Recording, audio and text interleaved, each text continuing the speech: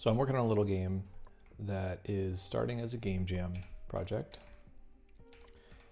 I've got a little art test here, A-Sprite.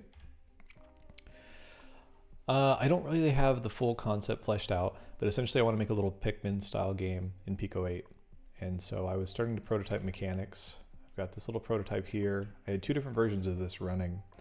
This one, you control the cursor, and then you can take aim at the cursor. When you release the button, you throw. You can use the cursor to recall the little bots.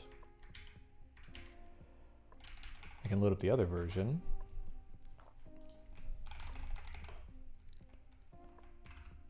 Increase the size of this a little bit.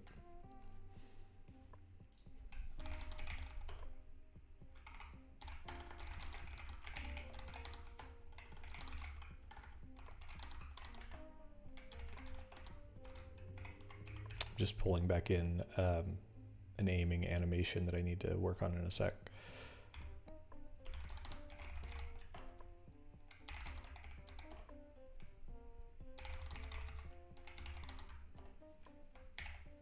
Okay, so I jump back to the previous version.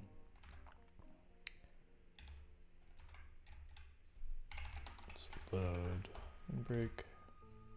So this version, you controlled the character directly. And then when you aimed, let's see, you press Z or O in PICO-8, you could aim and then you had really fine-grained control over where you were throwing these little drones. And then the recall was in the range of the player. I really like the direct control of this version, but I just don't think that it would work well for the arcade style game that I'm trying to make.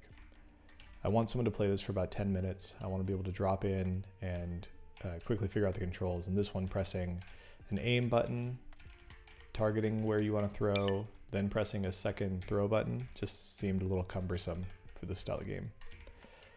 So I was trying out this other version here.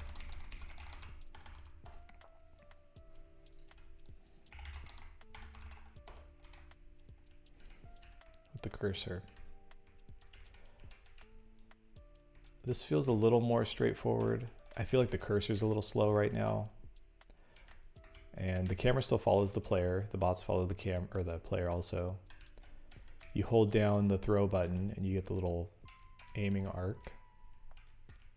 And when you release, you throw the bot. I will eventually have different styles of bots, like a bomb bot, an electric bot, something like that. So I want to have a way to switch bots.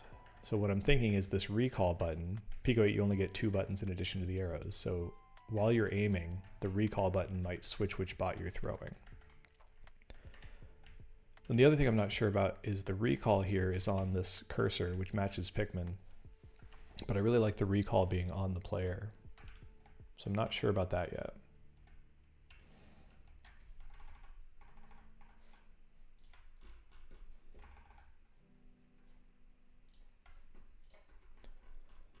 Last time I streamed, I was trying to figure out how to display that little arc. And I really struggled with it. For whatever reason, I felt like using half the period of sine was some sort of hack, and I was trying to find, quote unquote, the right way to do it. So I spent a lot of time relearning quadratic formula and doing a bunch of equations by hand just to get to a result that ultimately let me plug in any 2 numbers and get a perfect arc from one point to another. And then in the end, someone asked me why I didn't just use sine. And I realized what I thought was a complete hack was actually just the smarter way to solve this. So that ended up being, is it this? No. I think it's in my, don't remember where I moved this now.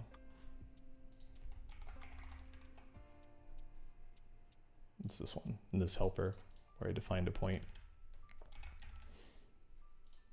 So I just get sine. I start at essentially halfway through the sine period in PICO-8, and then I add the percentage of the way from the start X position to the end X position, and I multiply that by the max height. And so then that gives me an arc from the start point to the end point.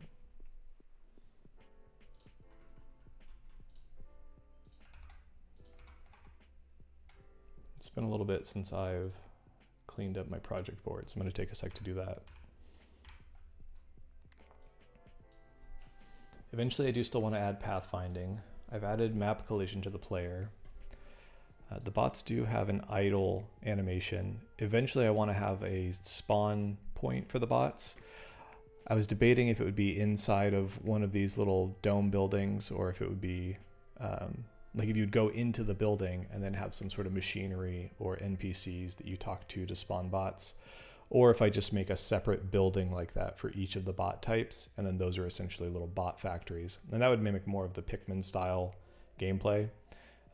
You would just have large structures that spit out the bots as you call for them. I also need some sort of resource, and I was thinking either that'll be some sort of organic resource, like you have to harvest rocks or creatures. The goal of the game is similar to Pikmin. You will need to find multiple parts to leave the moon, and so the ideal gameplay loop is about 10 minutes. I'd like it to be procedurally generated, so eventually I want to plot the 3 different objects somewhere around the map and then dynamically build paths and obstacles and create a way for the player to play through a 10-minute session and either escape the moon or not.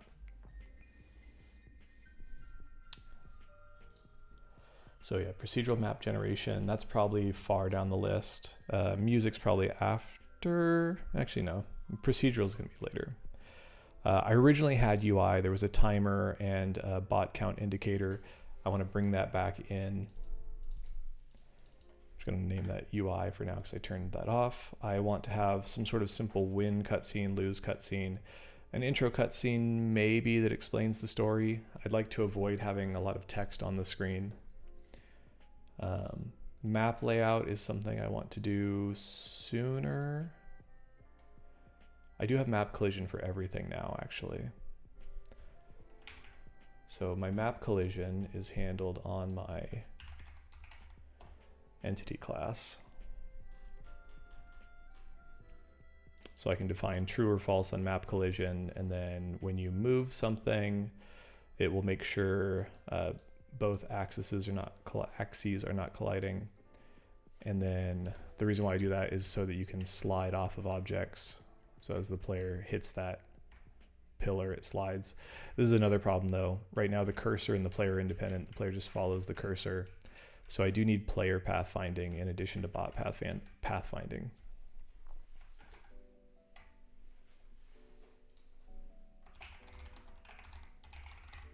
We'll just call this entity pathfinding. That will actually cover both.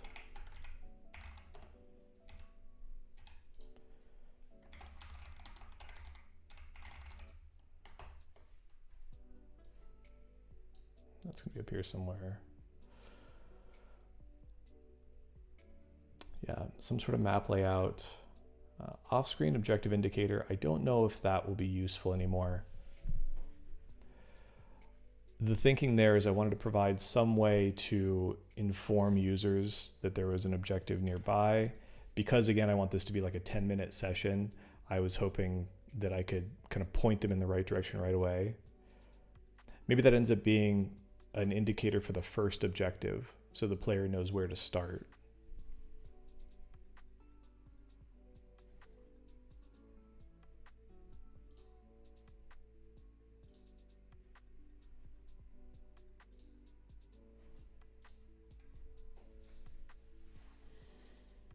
The bots did have an attacking animation. Technically they still have it, but it's not hooked up right now.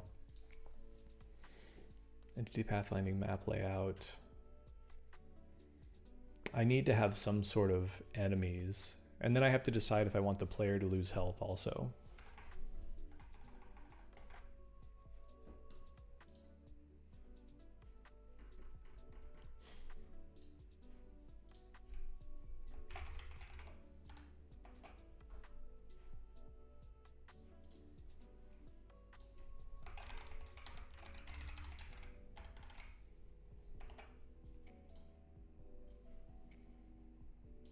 Static objectives were the next thing. Actually, that needs to happen up here, and then we can do objective collision.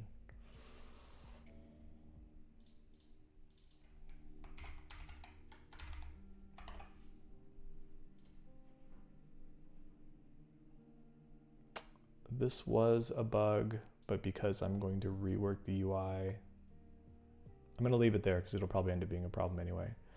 There's a few things that I'm going to have to figure out with layering. Right now the cursor goes behind some objects where it shouldn't. This building actually doesn't have a collision on it right now, so I think that's part of the problem. Eventually the cursor would not be able to collide. The cursor can't collide with map objects right now, but there are some instances like this where the cursor is sort of clipping through a tile that I've marked as a foreground tile.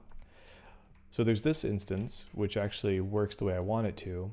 The tops of these blocks are marked as foreground tiles. So I have a flag, flag 7 here in PICO-8 indicates that it's a foreground tile. And then in I think it's my game scene. Yeah, so I create a table of all the foreground tiles in the game. And then in my game render, I iterate over the foreground tiles and I draw those on top of all the entities.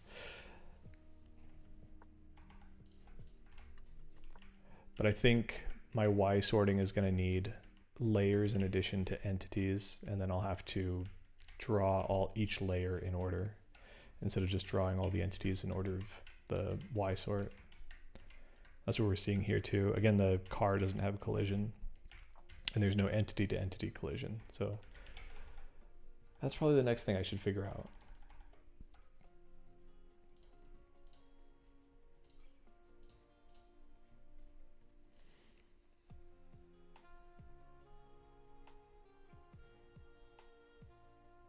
Objective collision is really entity collision.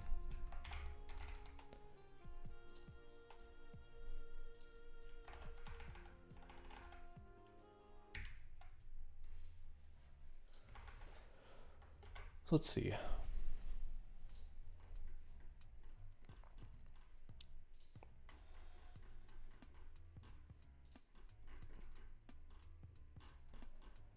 So I have this entity collide function. And right now I'm checking map collision. Entity collision's not really doing anything just yet.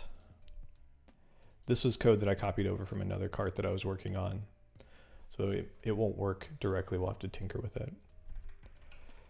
But I do have entity collision dependent on this function, on entity collide. I don't know if I want that actually. Now that I'm thinking about it, there's entities that I want to collide with that are not interactive. The little car moon rover thing there is something that I was debating on having be interactive. Depending on how I want the player to move around the space, whether I want them to be able to move through, like just kind of navigate all around on foot, or maybe they move from one area to another using the car as kind of like an overworld map. Not sure which way I want to go yet. Hey, what's up, Nastia? Okay, so one thing is if this car is going to be static, then I could actually not render the car. So I can turn off that object. Oh yeah, you're gonna get a M4 iPad. Razor thin M4 iPad.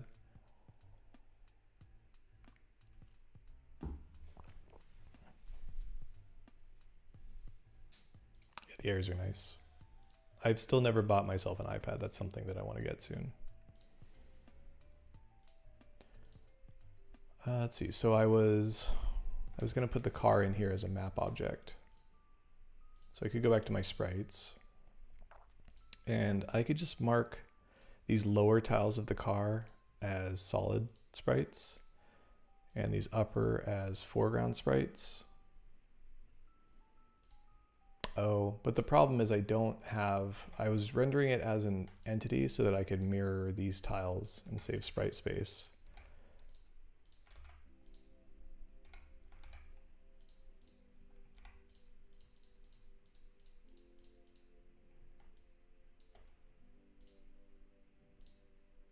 So we just draw the car in there. That's a little better. The cursor clips through. That's just because of the cursor's hitbox is 1 pixel. So technically it's colliding once the center pixel of the cursor hits right there. But the cursor can't move through the car on this side. And I could do the same thing with the building if I just wanted to collide with the building and not have it be interactive.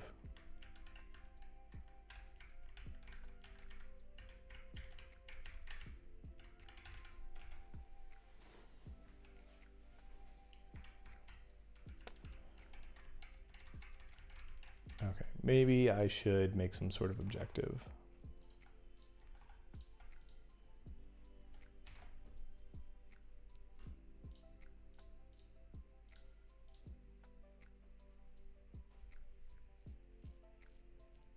Oh yeah, the Pro Pencil, what else is new about the Pro Pencil besides the rotation support?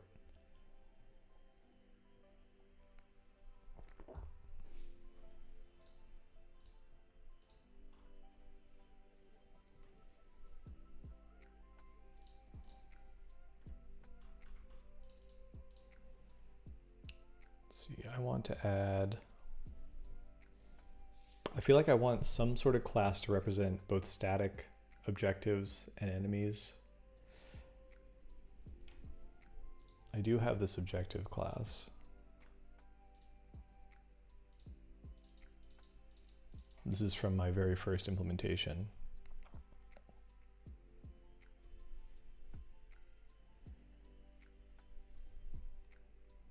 Oh yeah, that's right. Haptics in the new iPad Pro or Pencil Pro.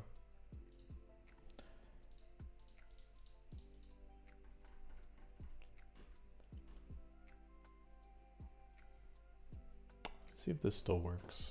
I'm gonna add some objectives. Actually, let me make a sprite for an objective.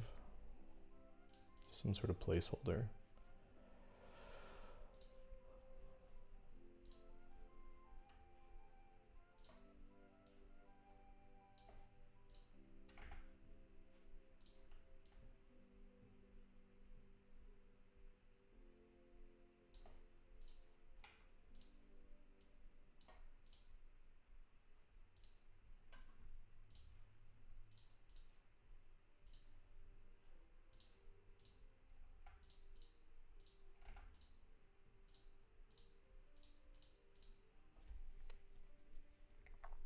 I want that to be just a little bit bigger.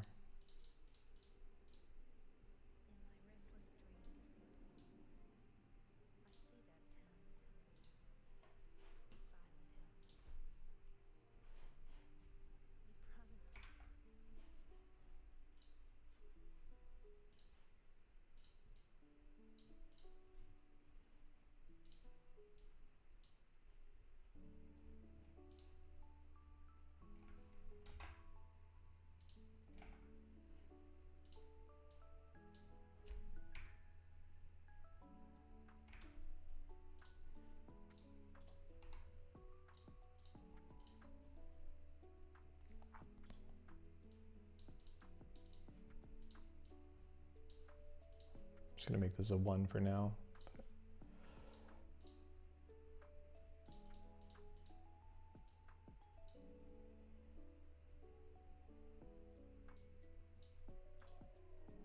Oh, I kind of like the chunky number like that. That wasn't intentional though.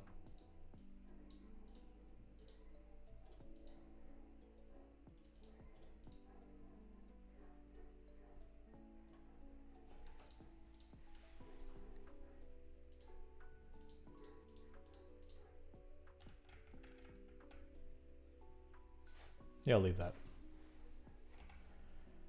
So objective is sprite 19.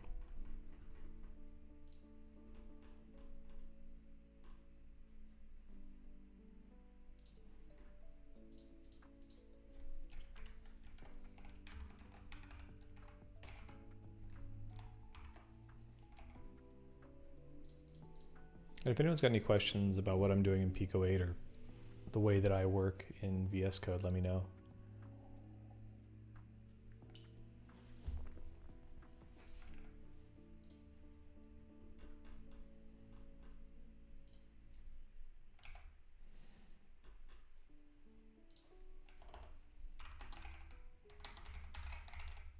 So the reason why I wanted to make a sprite first is I want to be able to go to the map and draw the sprite in a couple of places and then swap that out for an instance of the entity. So right now if we run the game, that's just a static sprite that we can run over. But I want to start making that something that we can interact with. So I can actually do that in this.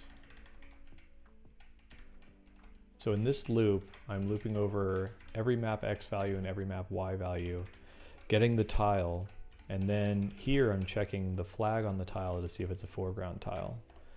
So eventually I think I'd make this a little bit smarter, but because I only have one thing right now, I'm just going to check if tile is equal to 19. Then we will create a new objective at our X value is going to be our map X value times 8, and our Y value is our map Y value times 8.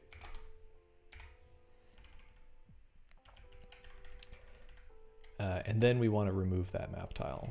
So we will do mset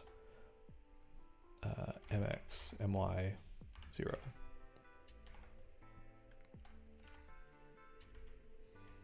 So now it looks exactly the same, but those should be objective instances and not map tiles. Just to make sure that's doing what we want, I'm gonna make them move a little bit on update.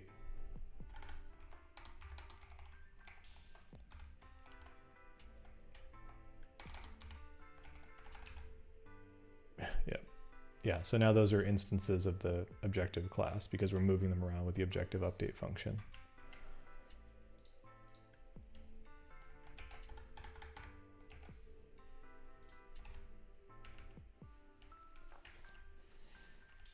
Okay, so the next thing then is we should be able to throw these bots and have them interact with the objectives.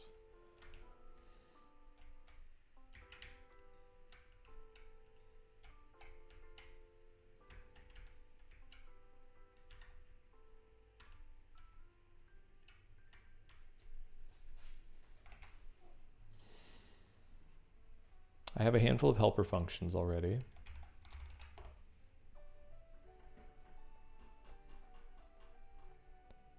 One is this circle collision.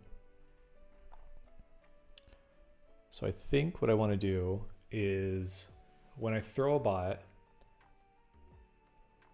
debating if I want to wait for it to land, if it should get to the point that it is meant to land or if it can collide en route. But in either case, I either need to check collision as it's flying, which wouldn't be too bad if I'm only checking collision on a single bot at a time. Check collision as it's flying. If it collides with any on-screen objective, then switch into the attack or carry or whatever action that I want it to do.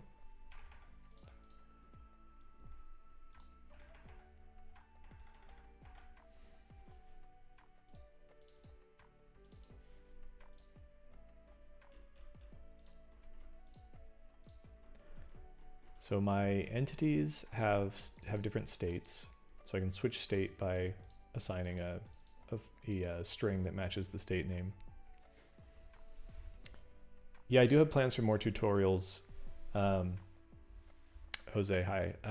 I want to create one. The next one I was going to make is on the PICO-8 EDU version in the browser.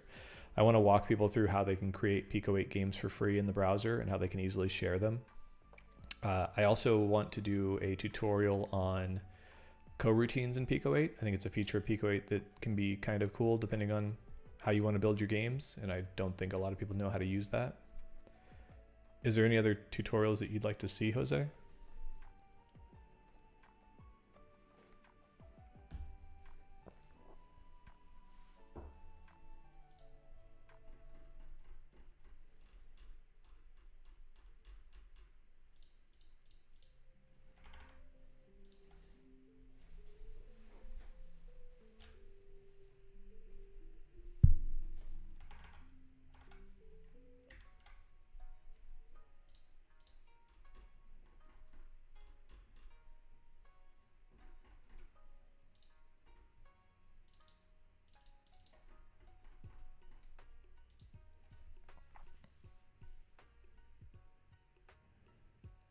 Oh yeah, platformer tutorial would be good.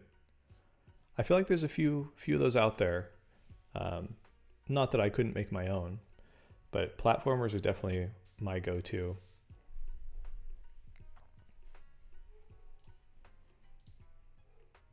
I think there's some common gotchas in platformers that everyone struggles with that would be good to talk about. There's tunneling happens a lot. Let's see.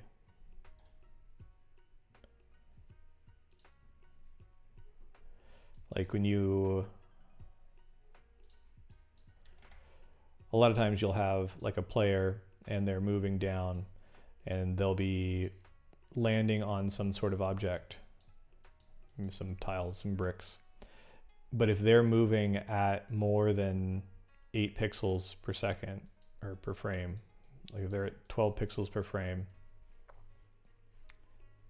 I don't know if I can make this, the weight of this smaller, then they could get to this point, and let's say this is 8 pixels.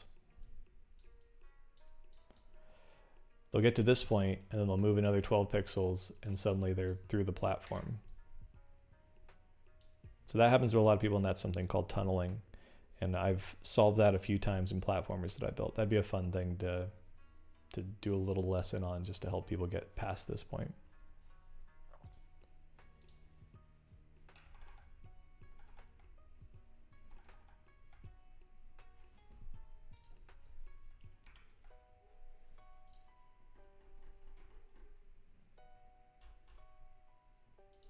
So what was I doing? So when we're throwing, so when the bot is in the throw state, it animates, it moves through the elevation arc to the point that you're throwing it at. And it moves along, and then when it lands, it goes into the idle state. But I think I want a new state here, like a find target state, or just call it targeting.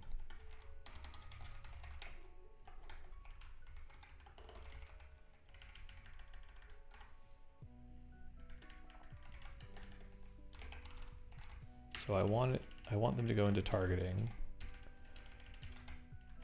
And then in targeting, they'll find the target and attack the target. And originally I wrote or return to player, but I don't think that's right. I think I want them to find a target, carry or attack.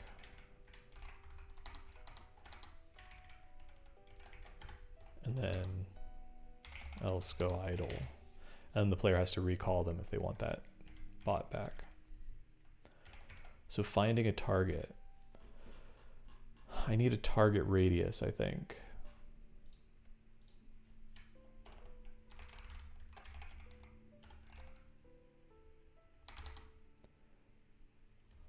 I'll just say 8 for now.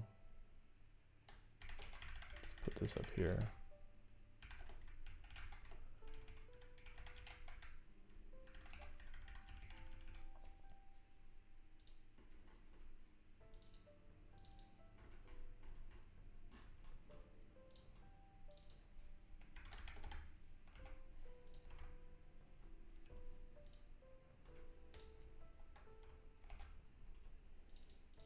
Okay, so target radius. Let's be naive at first. For E in all entity dot objects. Entity dot objects is a table that contains all the entities that I've spawned.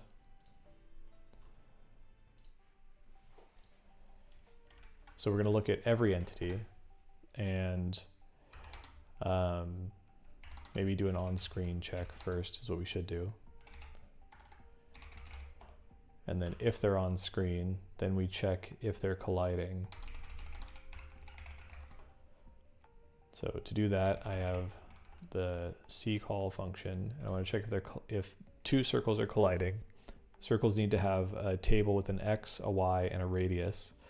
So in this case, I think the bot has a radius.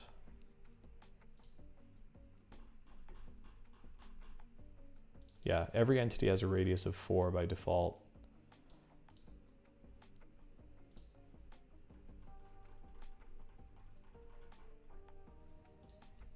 So in this case, ENV is the current object. So I can say check if the current object is colliding with the entity. but that's not true. It's the x is my x, the y is my y, but the r is actually the target radius. So it's not the radius of the sprite, it's the radius that the sprite can target in.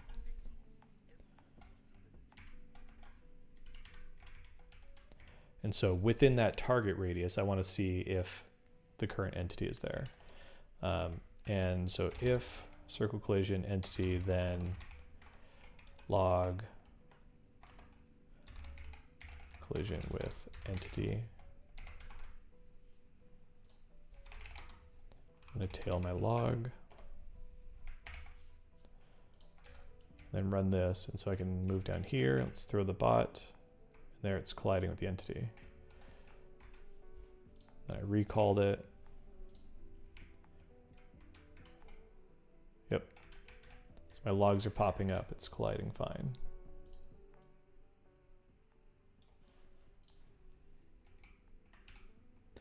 Eventually I want to add some logic for the bots not to cluster the way they are.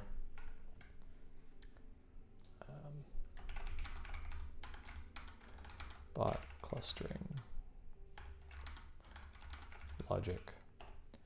I had something in originally where I was essentially checking collision between all the bots and pushing them apart, but the CPU usage was getting pretty high when I was doing that, so I took it out. I want to find a smarter way to do that, or maybe I don't need to do it on every frame. I could have the bot collision happen every few frames to keep the CPU down. That's also a much later thing, probably before procedural generation.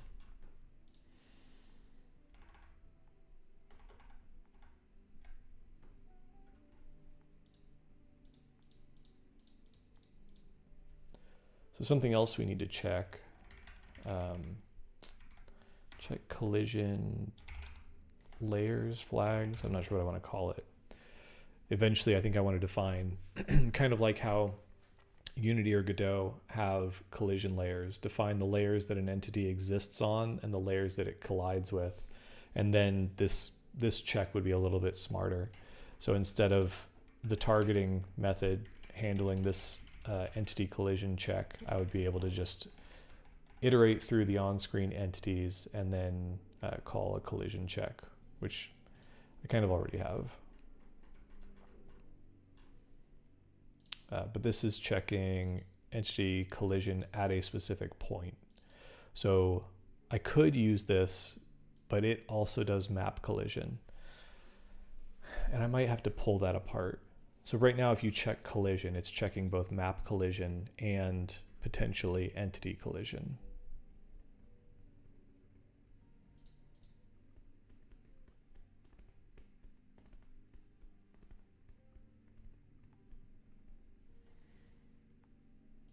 This is checking if the current entity would collide at a specific point.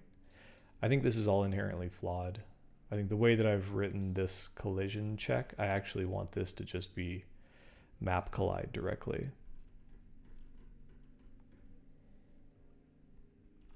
I'll have to come back to that. I might end up just commenting this out. Let's figure it out in the bots, and then I can move it into a different block.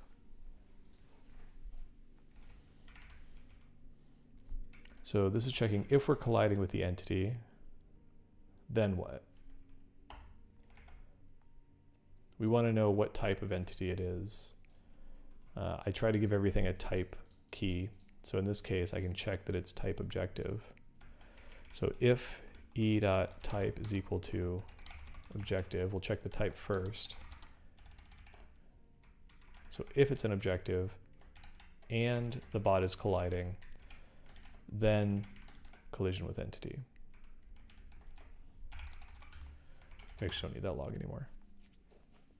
So we collide, and then what? Our bot's state changes to attack.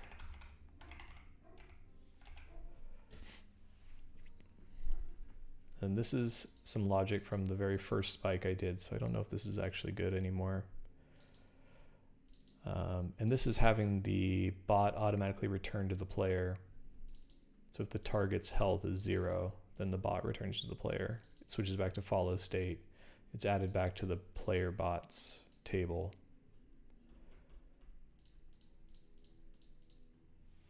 This is a to-do, on-screen check, to-do, check collision layers, to-do, move to entity, class.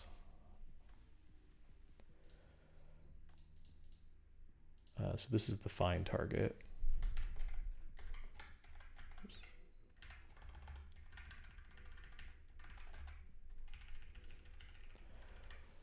So if we find a target, then target equals the entity E, and our state goes to attack. And the attack update is counting down the attack timer and hitting the objective. See if this works right now. I don't know what this will do. It did not target that.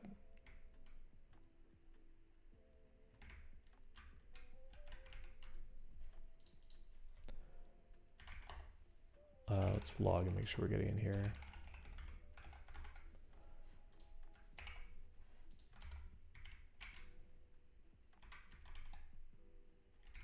We're not getting in there now. Did I misspell objective? E.type is equal to objective.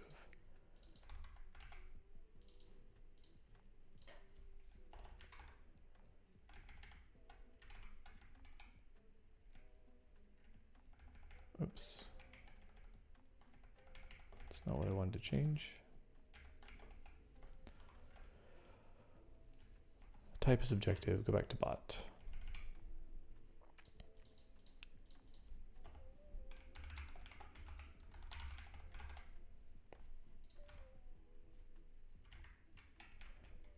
So we're going to throw, out of memory.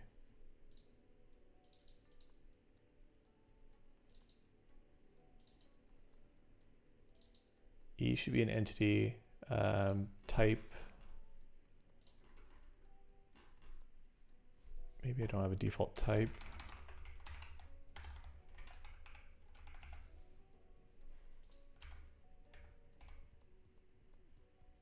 Nope, still running out of memory.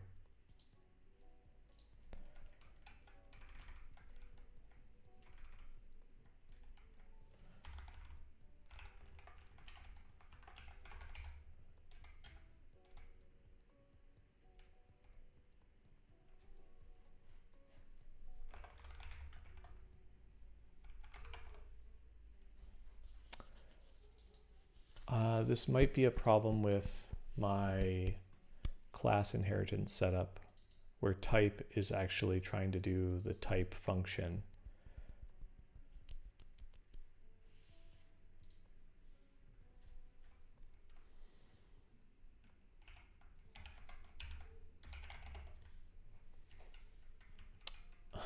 So I made a video on object-oriented programming in PICO-8, and it's basically setting up this class inheritance structure. And then I retyped it from memory. I think I might have messed something up, because I'm not getting inheritance properly in some instances.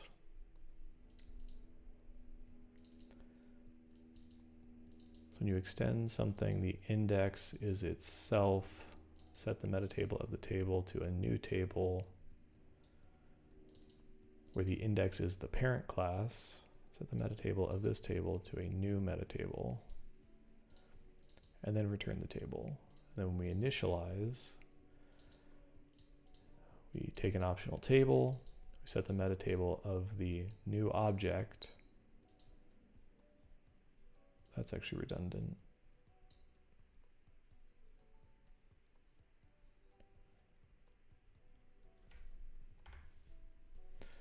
Set the metatable of the new object to the parent class itself. Then the table type, so I'm doing type in two places. That's part of the problem. So the type is an object. The type is not a string. I think I did that intentionally so that I didn't have to add type to every class. So that wouldn't be necessary. This wouldn't be necessary. And so now this should allow me to do a check directly against another class. So instead, let's see, in my bot, instead of checking that e.type is equal to the string objective, I can check if it's equal to the class objective. Oops, I still have type of, that is not valid.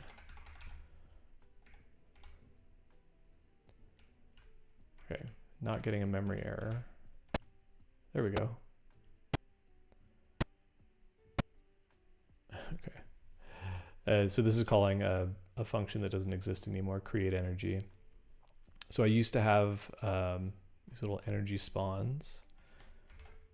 Oh, I made energy a class, so we can still do that. Let's see. So instead of create energy now, though, we're just going to do energy. This predated setting up all the class structure. Energy new x equals x, y equals y. I don't remember what the random was here. I think it was the angle. Yeah, because the little energy things that should spawn should fly off at an angle.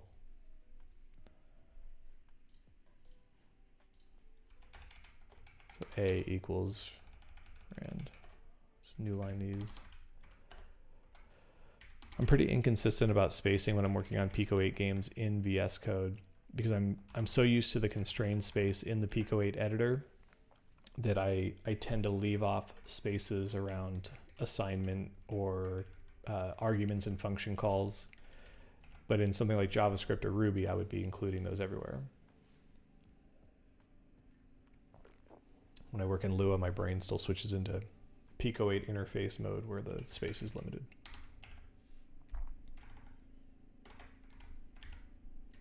Okay.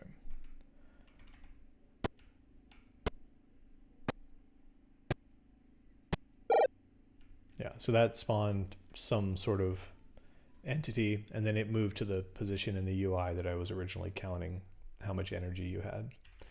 And the idea back then was that you would collect energy and then go to some sort of station and use the energy to spawn more bots.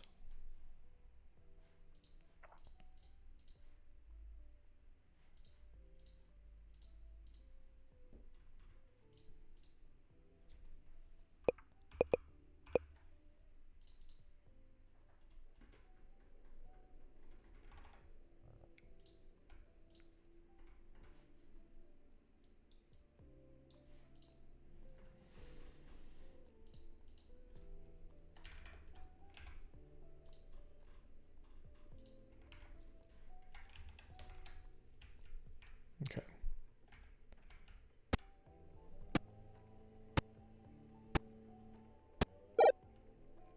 Yeah, and then right now the bot still returns right back to the player. That's something I'll have to decide on, whether or not the bots should return to the player or they should just hang out until they until the player calls them back.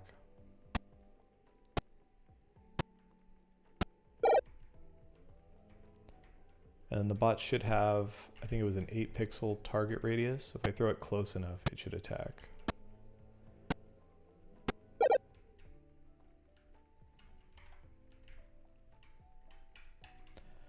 Okay, so this gives me something that the bots attack. In Pikmin, the bots would carry something back. And I think I like the idea of the sort of strategy game style of sending some bots off to do a task, then you move on to the next thing. I think I didn't try it, but I should be able to throw multiple bots at this. Yeah.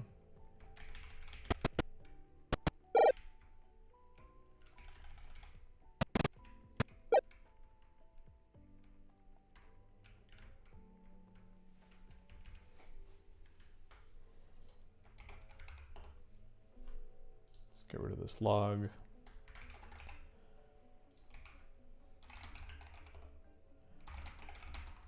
It's a good place to commit.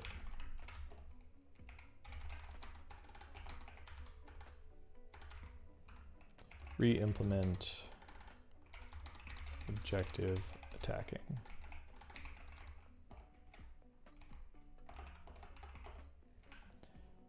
And actually I try to make it a good habit of exporting my sprite sheet.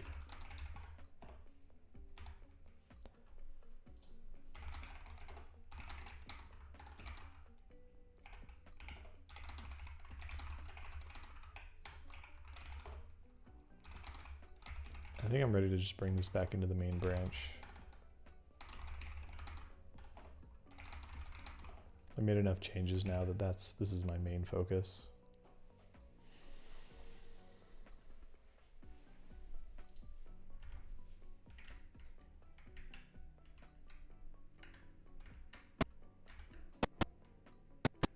Eight pixels might be too far of an attack radius. I want it to be a little bit of a challenge. Yeah, that's way too far. That seems like more than 8. Let's see if that's working right. Or target, it's target radius. Let's make target radius 1. Yeah, so it's not close enough there. But if we land it right on top, it should work.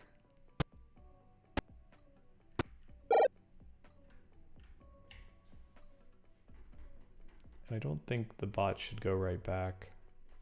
So in attack mode, if the target health drops to 0, I think just target equals nil, and state equals idle.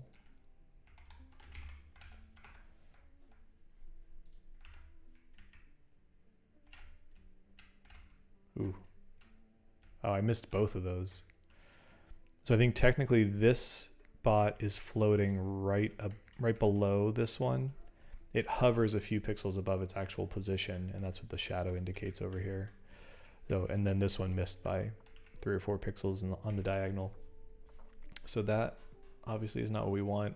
We want a reasonable target radius. I want to be forgiving, but not too, you don't have to be too precise. I keep pressing the wrong button. I switched these when I switched the targeting style. The recall button used to be the other button. So now, yeah, you can get close enough. Oh, that still missed.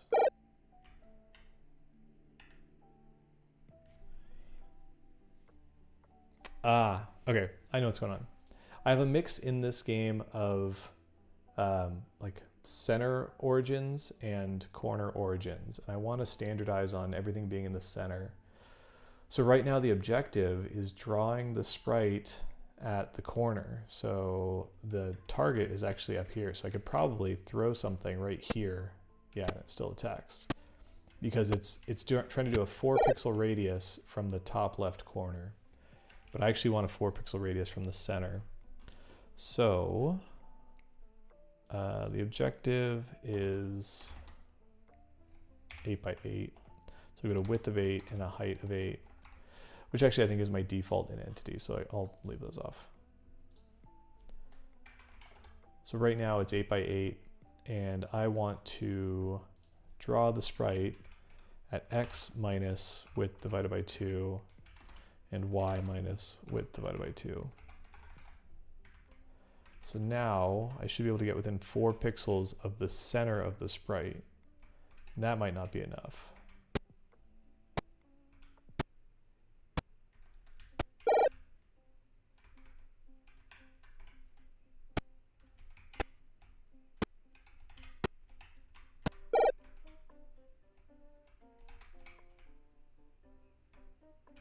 Yeah, okay, so now that it's centered, then I think the bot's target radius can actually be a little bit bigger. And let's see, the objective has a radius of 4. What was my collision check? I'm checking if, I should be checking the bot's collision radius and the full collision radius of the objective. Let's draw those to make sure that that's working properly. So we are going to draw a circle at x and y with the radius, and we'll make it white. Can you even see that? Okay, so the x and y minus half of the distance is actually slightly off. Our circle is drawing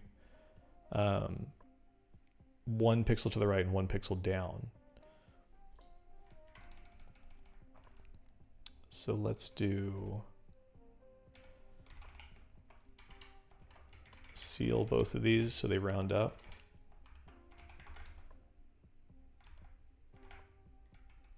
Or is that wrong? I guess maybe I wanted floor.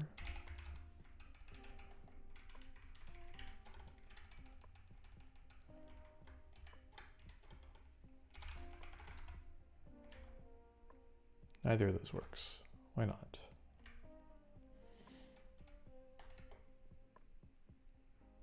Because you can't have the radius ends up adding a pixel. So maybe it's fine.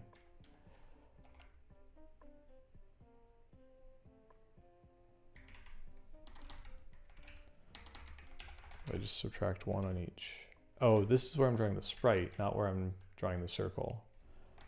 So it'd be 1 larger to draw the sprite. Yeah, and then we're offset the other way. Okay.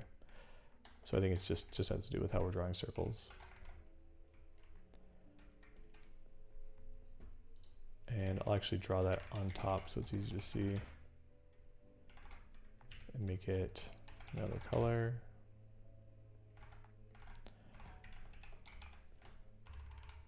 And then the bot will do the same thing.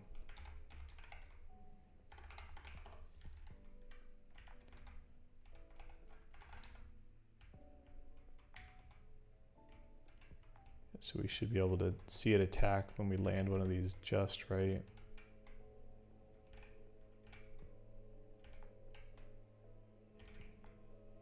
So far it's doing what I'm expecting.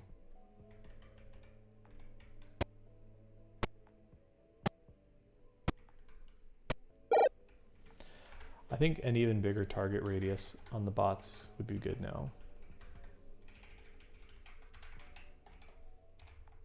I'm just gonna leave it as 8 for now, and then I'll tweak it more later.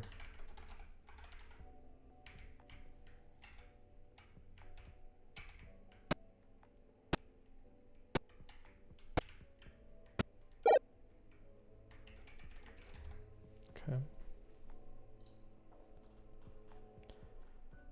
So,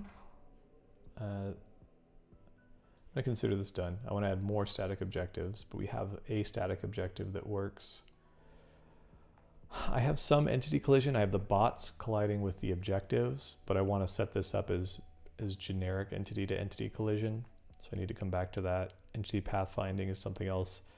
Enemies is another one. With that, we need player health.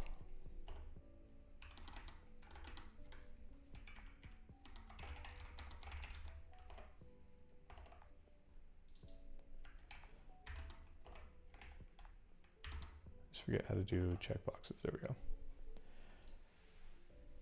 Yeah, player health is going to be important for enemies. We don't have the bot attack animation. That's something that I want to work on.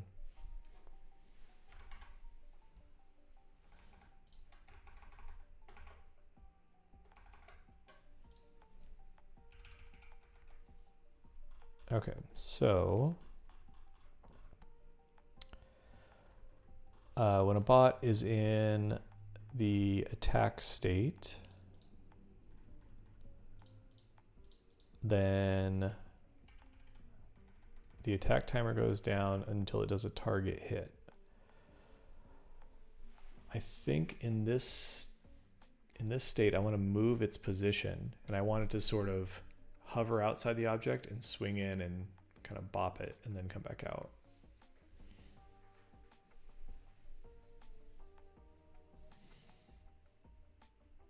So can we use sign again for the position?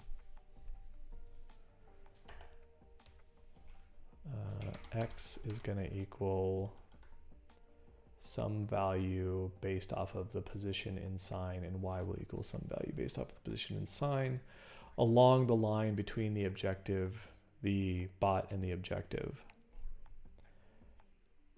So we will get an angle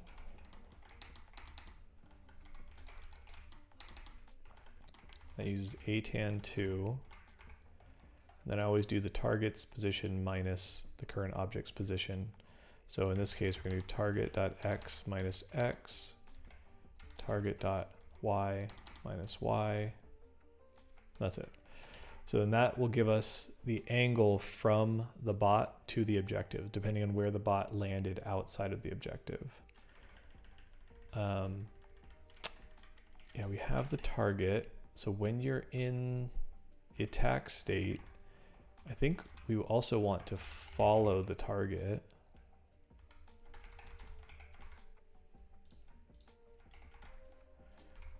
And that might help the bot move into the target.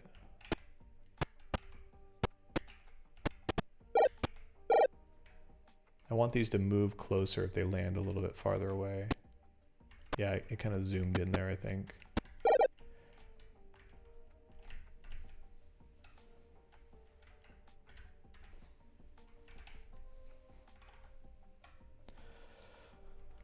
So we get the angle to the target, and then I think we need to record our original X. Am I using these? I'm not using these. So we need to record our real position.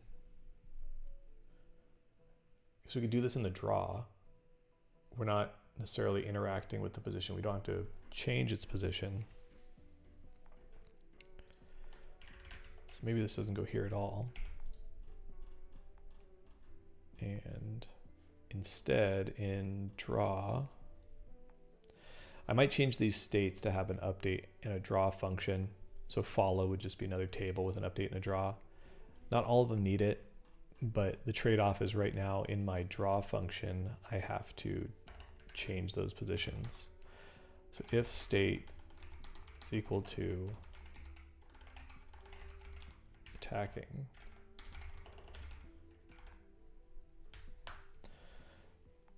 then get the angle to the target,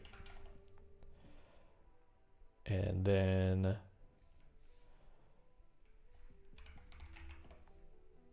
similar to this point function,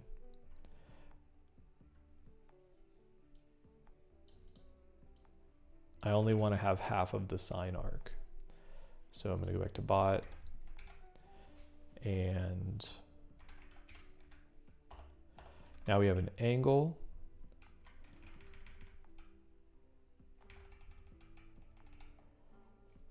And I'm going to have two things here. I need the distance. So the angle is going to tell me where to move.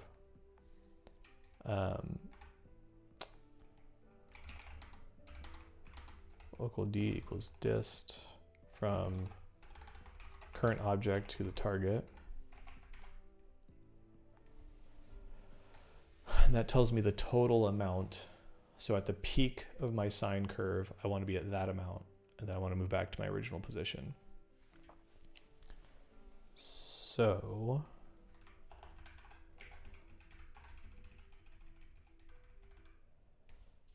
I had these OX and OY variables. I don't think I need these. I will set them here though. So we'll say at the start of draw, our OX, our offset X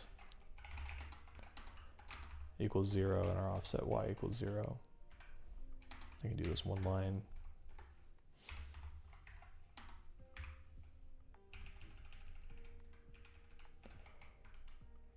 And then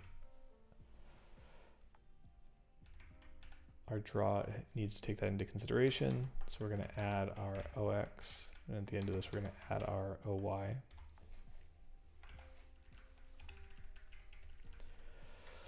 Okay, so we get the angle, we know the distance. If we wanted to move directly to that position, then OX would equal cosine of angle times distance. I'll rename that for clarity for now. Then OY would equal the sine of the angle times the distance.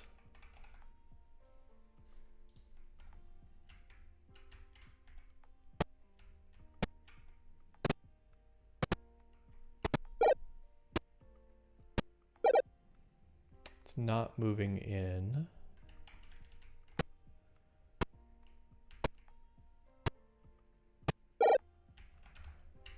Why is it not moving in?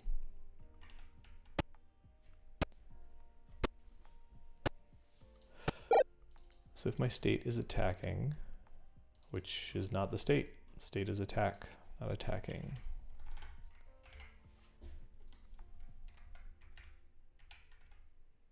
Yeah, so now it snaps to the center. Oh, and we can see the bot's moving to the center, but not the shadow. That's something else to solve. I do a separate draw call for the shadow and for the entity. That way the shadows are always below all of the entities.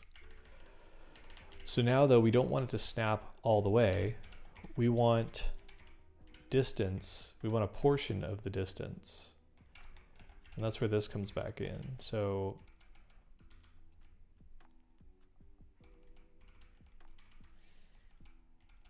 we only want the second half of the sine curve. So it kind of goes from 0 up to a peak and then back down. In this case, our max y is our distance.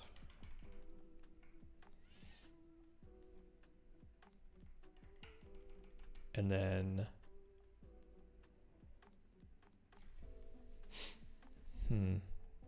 this relies on our animation frames. It's just like this lerp here. So we need to know how far in the animation frames we are. Where's the check for attack? Oh, that's based off the attack timer.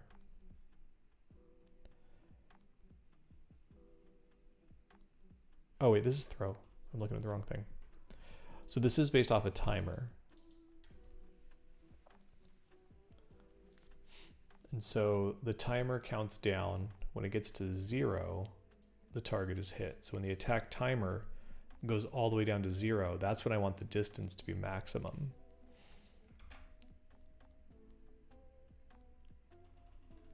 And then attack timer equals attack speed. So the attack speed is the maximum. That's when it should be at the farthest distance away.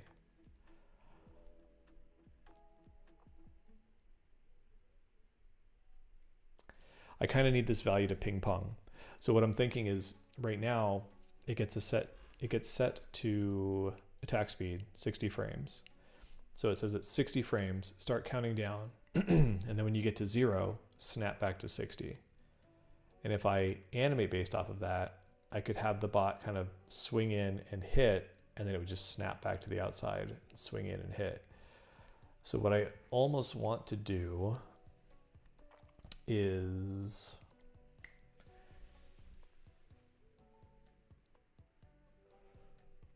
I'm trying to think if I'm overcomplicating it. I think right now, what I was thinking is actually having the value switch. So have a value direction of +1, -1. And if it reaches or exceeds the attack speed, then the value direction changes. If it reaches or exceeds 0, then it's a hit and the value changes. And just have it keep counting up, counting down, counting up, counting down. And then I could base my sine curve off of that. But that might be more complicated than it needs to be. So the other option is I say I want the attack duration to be 120 seconds or 120 frames. So if it's 120 frames, then I can make it so that at halfway through that amount, that's when it's at the peak of its sine curve. And then it carries through the rest, and then it resets and it does the same thing where it swings in, swings out.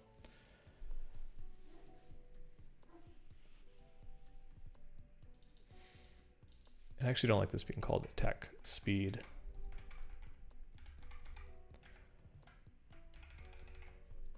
I think I want this to be called attack frames.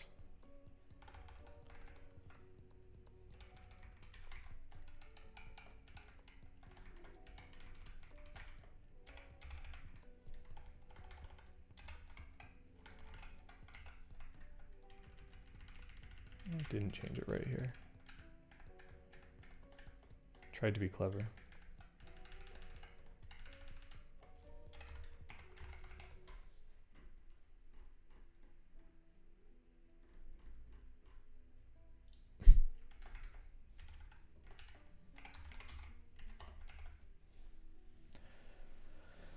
Okay, so attack timer equals attack frames.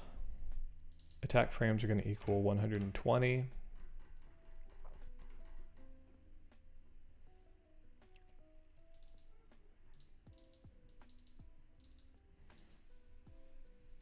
And then if attack timer is equal to attack frames divided by 2, then target hit. Not an else. This is if attack timer is less than or equal to 0. Nope. No, I got rid of the part that I wanted to keep. If it's divided by 2, do that.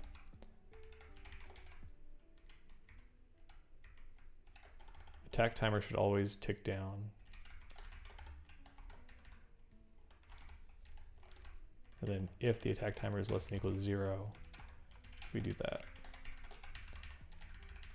So if we're in the attack phase, follow the target, we move to a position close to the target,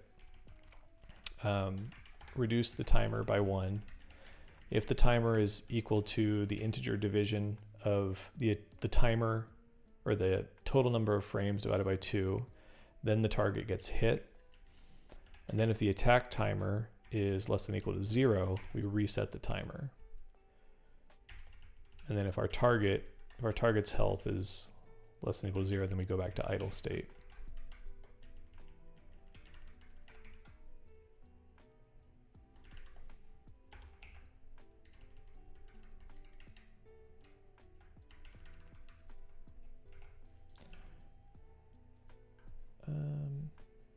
Missed a then.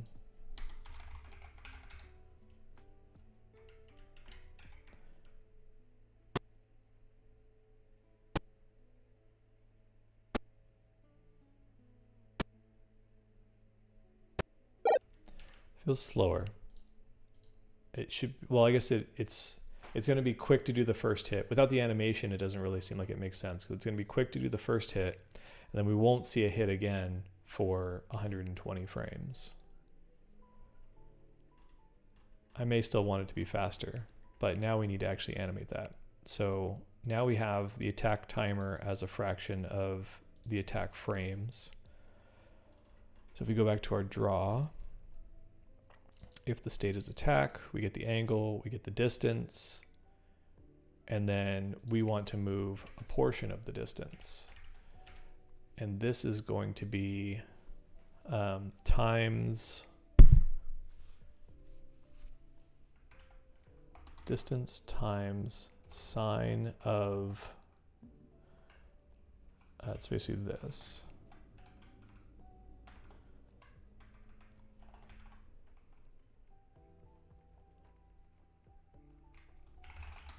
Not sure what to call this, I'll call it percent for now.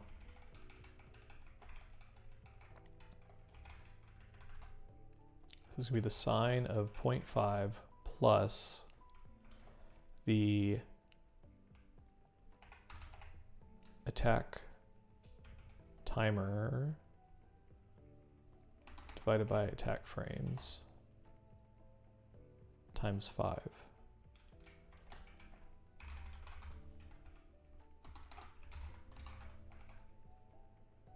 I think that might be right.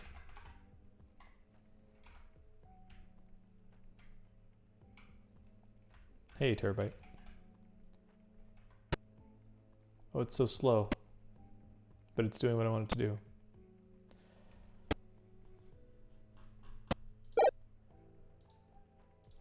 Okay, so the animation frames, let's make it 60 frames. We also have a Y position thing. It's a little bit better. I'm realizing that I probably want the elevation of the bots to change along with this, so it kind of looks like they swoop down.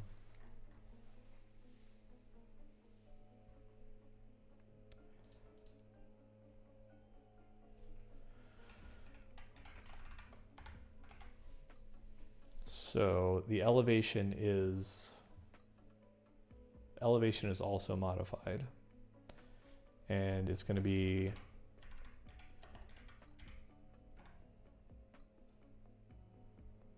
I'm not storing the original elevation. So we're gonna have to do something with these values. The elevation is equal to, what's my elevation on these? 4? Yeah, 4. Elevation is the variable that I'm using to determine how high off the ground they're hovering. So 4 times percent. I might have that backwards. Yeah, so now they're kind of bouncing up in the air.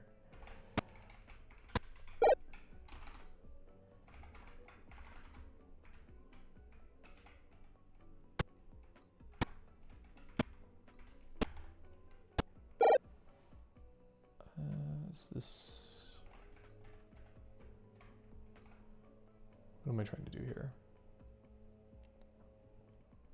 I want to invert this percentage.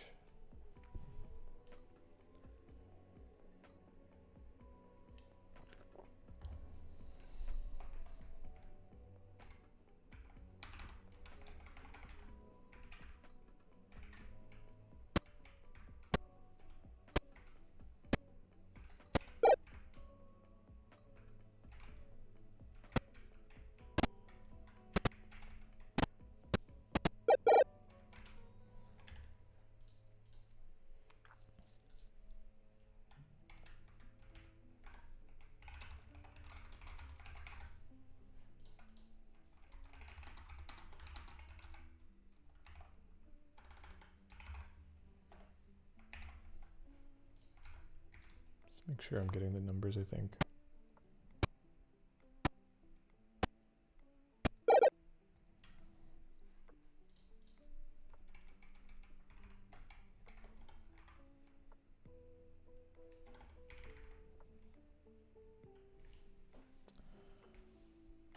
Percent is a 0 to 1 value. So percent times 4 would put me at the highest elevation when it's at 100%. That's not what I want. I want percent times 4.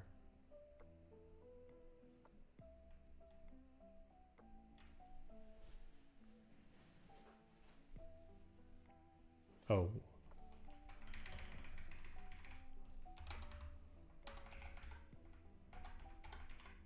I don't need that.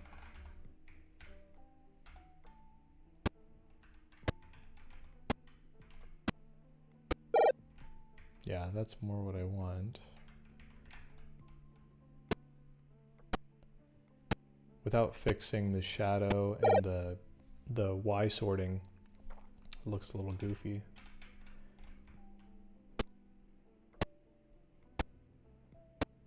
Oh, the other problem is the origin of the objective is the center of the sprite and not necessarily what might be like the bottom, the three-dimensional bottom of the sprite.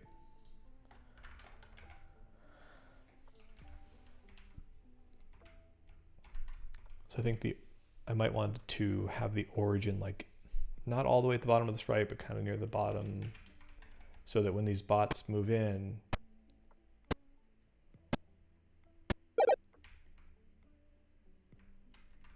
their elevation is changing, and that's causing them to fly from high to low.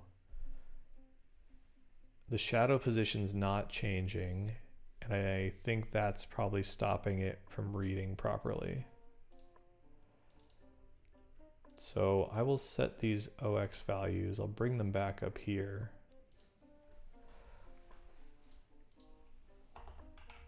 OX and OY. And then we'll offset the shadow also.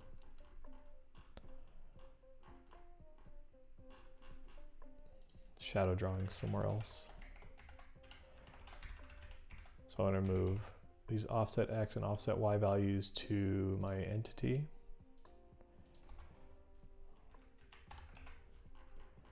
And then I have a draw shadow function. We're going to add our offset X and our offset Y to our draw shadow.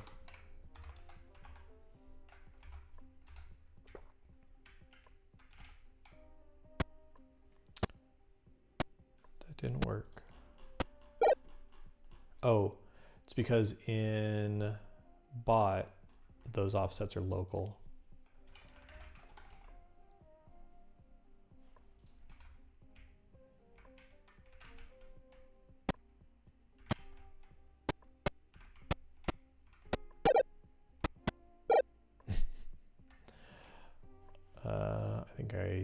Am I drawing an oval for the shadows? I only changed 1 point. Oh, it's because it's a line. And so I only changed the starting point of the line. So the starting point's moving and it's drawing a line from the original point to the new point. So the second point of the line also needs the offsets.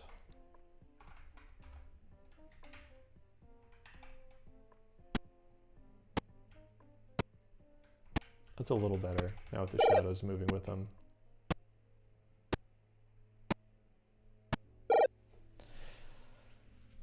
I think eventually I'd want to change the animation curve and have them sort of like drop low and swing into whatever they're attacking.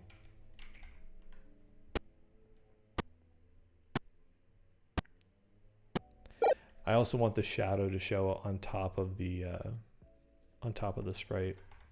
This version of the shadow, it's just a really simple line. I'm worried about the performance implications of it. But what I want to do, let's see. There was a post on circular clipping masks, and then I kind of went on a tangent with shadows.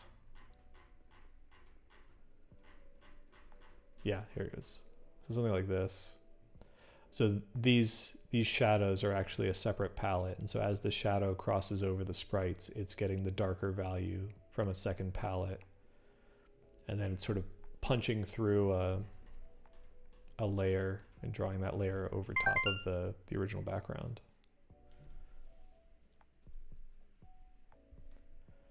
So I'd like to get proper sprites working like this so that they just, or proper shadows working like this so that they just shadow whatever they cross over instead of using a line.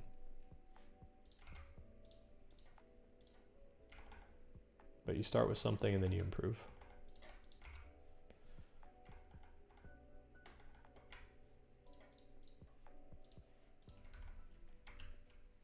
Okay.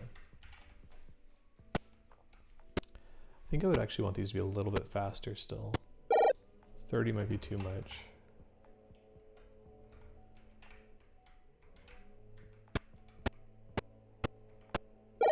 Yeah. I like the, values of 30 to break the frames up. Sometimes round numbers don't work out right. 45's not bad. Let's see.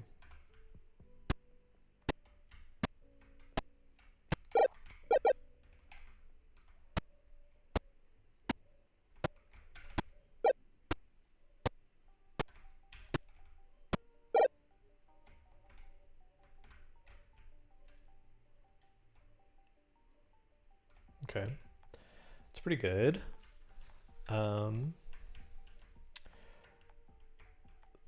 Okay, this could get a little fun. Let's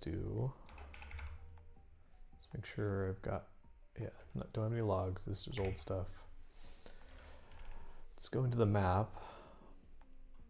I think I'm gonna fill the whole map with this.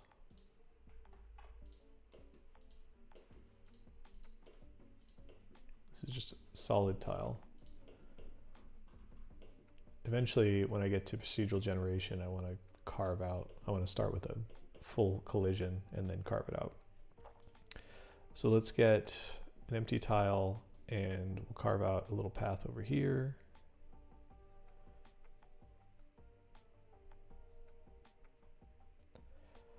I also want to get auto tiling in.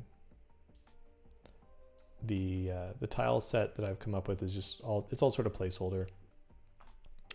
But I have to do this manually for now.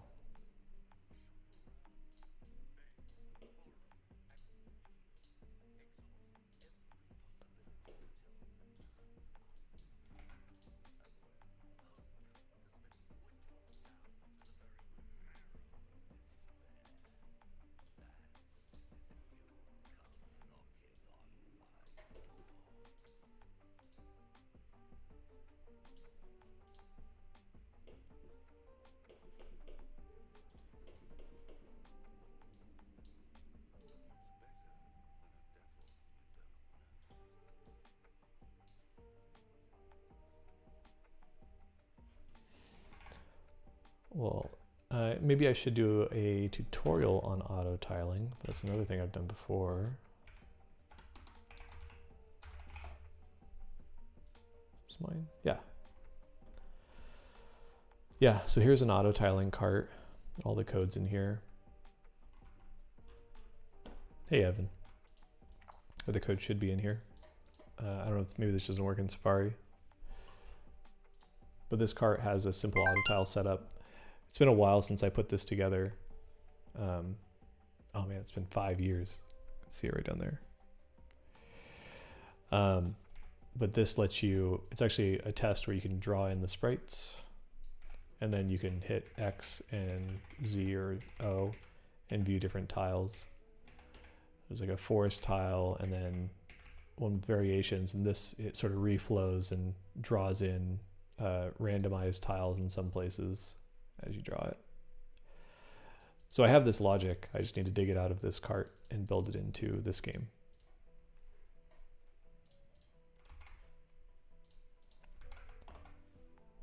I'll drop this into chat there. Yeah, it's pretty cool. I think I actually, down here I even wrote about how it works with bit masks and how you define them.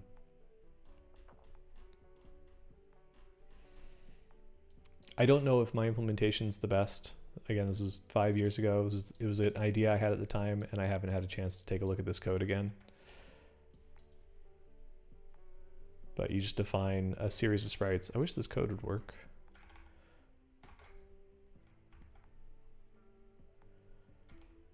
Yeah, studying other code or just building things. Oh, you have the cart here. So it requires you setting up rules like this, my current version.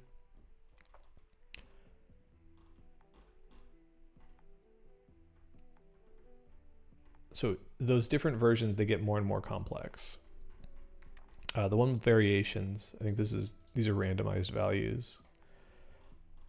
I guess forest or maybe clouds are a little bit simpler. And the way that those work is sort of this bit mask. I explained it all in this article. But the bit mask takes a series of values here, and then I sort of draw what those correspond to. I think it's the top row, the middle row, and then the bottom row.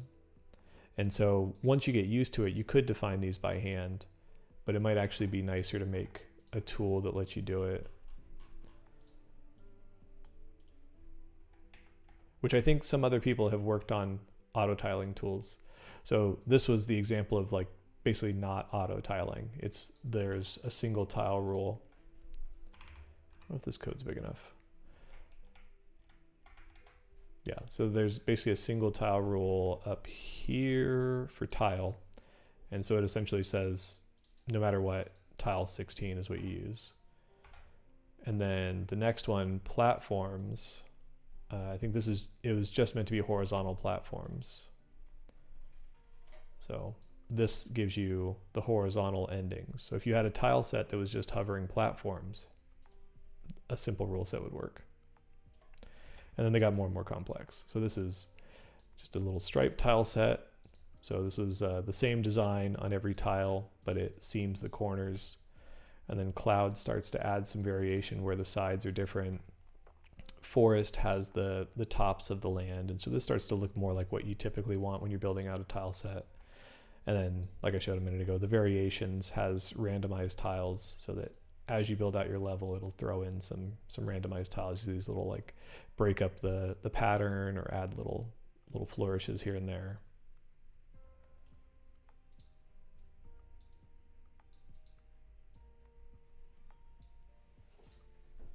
Yeah.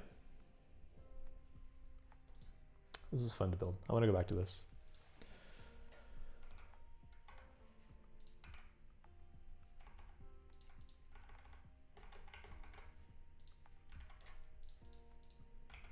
I forgot what I was doing now.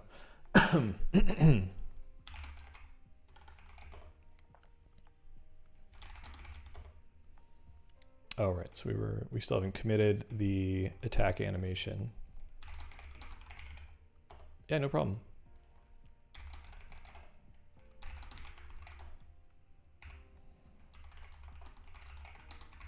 Initial bot attack animation.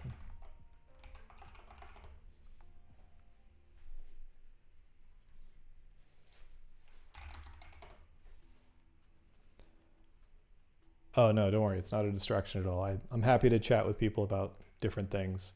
I don't really have an agenda. I just streaming. I want to start streaming every Wednesday.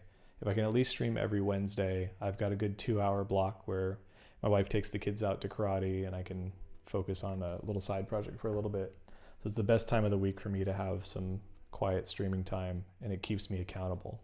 So happy to chat, happy to work on my project. I just want to make sure I'm dedicating some time to game development every week. Okay. Oh, we were building out this little thing so we could test breaking an object. By the way, as I commit this, I'm pushing it up to GitHub. GitHub.com/Kevin Thompson. Yeah, so right now the game's called Moonbreak. I might change that, but on my GitHub profile, so github.com/Kevin Thompson Moonbreak. I can drop this in chat.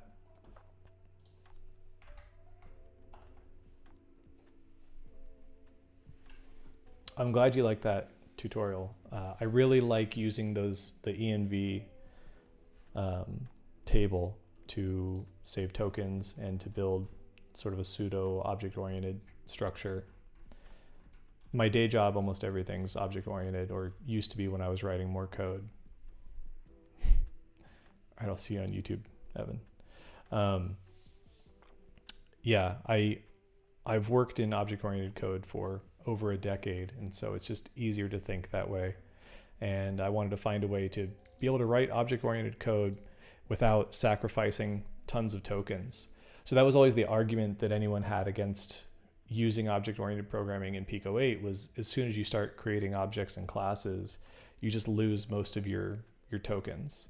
So using this locally scoped environment saves you on that, or it at least gets it a little bit closer so you're not eating up too many tokens. Let's see what this one is right now. Welcome back, Evan. Yeah, so I'm at 3,200 tokens, and some of that's stuff that's going to get trimmed out once the game's actually done. A lot of that's systems too. So as I add like a follow system, that applies to anything in the game that I want to have follow.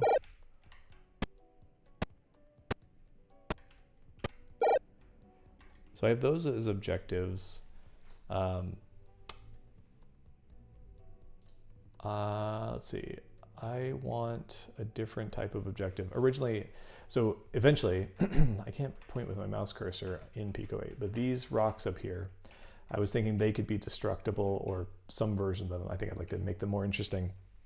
They would be destructible, and once you got a bomb drone, then you could throw a bomb drone at that type of object to break it. For now, though, let's see,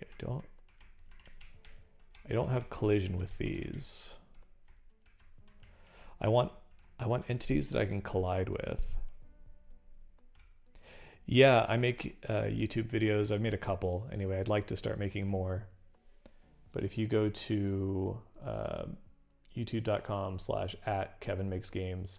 There's this object-oriented programming in PICO-8 video, and later in the video I explain the environment variable functionality. So it talks about metatables and Lua environments and how you can save tokens in PICO-8 using environments. Which I can link that. Those are actually keys on a global table. Don't know why I'm talking about it like I can't just share it with you.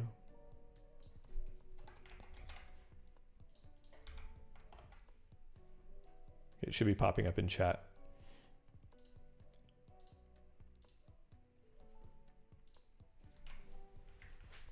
No problem.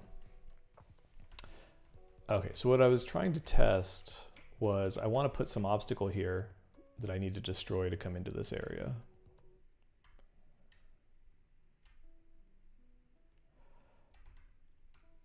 I could fake it for now.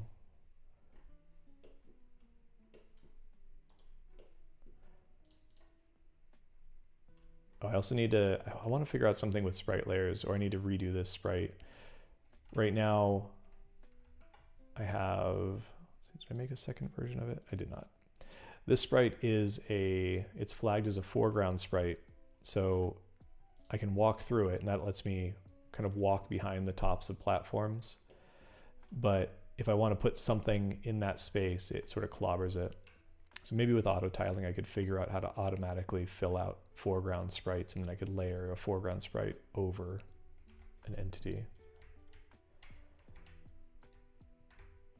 Yeah, so right now I could walk right through that. Oh, I just realized also where it's placing these is not the center of the block, because we're spawning an objective at the position in the map. We're spawning it as if its corner is the corner of the sprite. So I'll have to figure that out too. This is a huge tangent though, but the idea is that we'll eventually have objectives like this, and you won't be able to go past them until you clear that.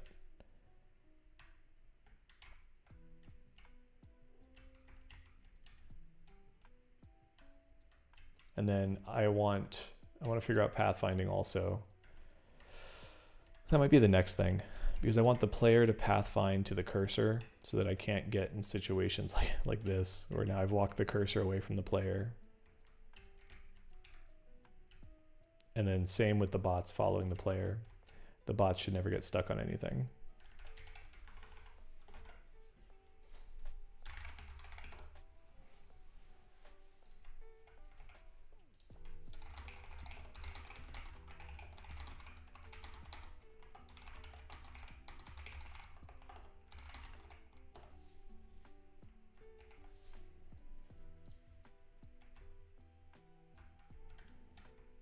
I think I mentioned a little bit earlier in the stream, but I was debating on whether or not this car would be interactive, the little rover. I've been thinking about whether or not the player spends the whole time in this scene, kind of wandering through an overworld map. I want it to be about a 10-minute experience, and so I've gone back and forth on some depth that I had considered adding. Some of those things were like being able to get in a rover, it drives off screen, and then you're in like a world map and you can go to different areas of the moon. Another one would be going inside these buildings. I was considering making it so that you go inside a building, and then in there maybe there are some NPCs you can talk to or machines you can use to craft more bots. But both of those things, a separate scene with an overworld and an interior with machines and equipment, they feel like part of a larger game. And so if the game that I'm making is more exploratory and maybe has more of a narrative, then I think I would really want to add those things and let the player take their time with it.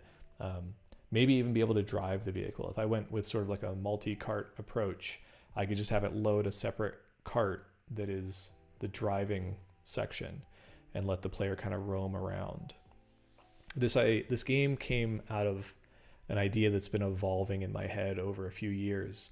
And at one point I had this version in my head that you would kind of cruise around to different encampments, or sort of like a post-apocalyptic moon where Mad Max style characters. Obviously it's PICO-8, it's not going to be that high fidelity, but like this sort of Mad Max style, grungy space punk, like encampments where people had just cobbled together whatever they had, and you would have to go there to fight them with your bots or fight them with whatever equipment you had, salvage materials, go back to your camp, and have this sort of multi-phase, go out and explore, have a timer where like storms are happening on the moon that are stopping the player from spending too much time in those encampments.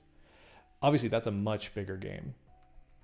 So the scaled down version of it for a game jam, for maybe a 10-minute experience, I might cut a lot of those extra things and settle into more of a procedurally generated one scene exploring the moon, different enemies or objectives, and you have to gather your 3 components within 10 minutes to get the win condition, escape the moon, save humanity, whatever the case is. So maybe there's a version 1 and a version 2, and the first version should be the smaller one, excluding procedural generation initially, just exploring, gathering objects, and winning. And then I can iterate on it from there.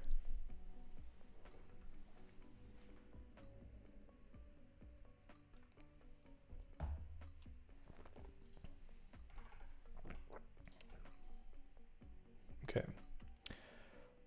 I did add an attack animation. I'd like to improve that later on. The overall map layout I'll have to think about later. I want to have 3 separate areas. 3 separate areas should have at least three types of enemies. I've always been thinking rules of 3. So three items, 3 types of enemies, 3 types of bots. So that's another thing, adding different types of bots. And I think I can get away with subtle variations on those. So this is going to be like your standard melee bot, a bomb bot, and then I haven't really thought about what the third one would be. I was going to go with something maybe kind of yellow as like an electric bot.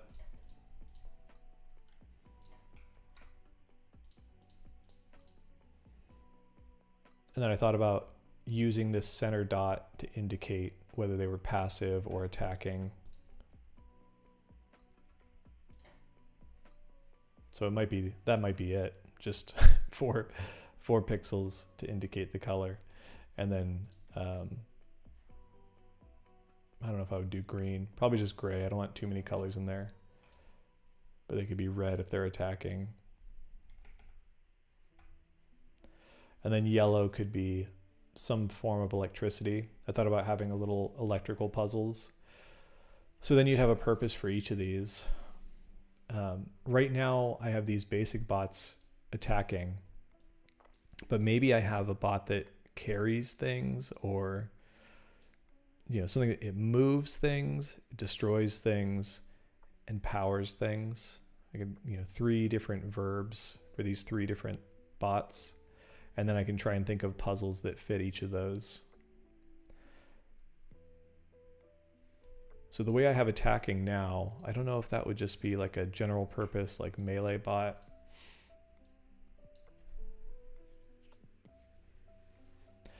The bomb bots too, obviously if it is a bomb, then it probably explodes. But I thought about using that mechanic as, well, obviously it explodes, it's a bomb, but I mean the bot is destroyed.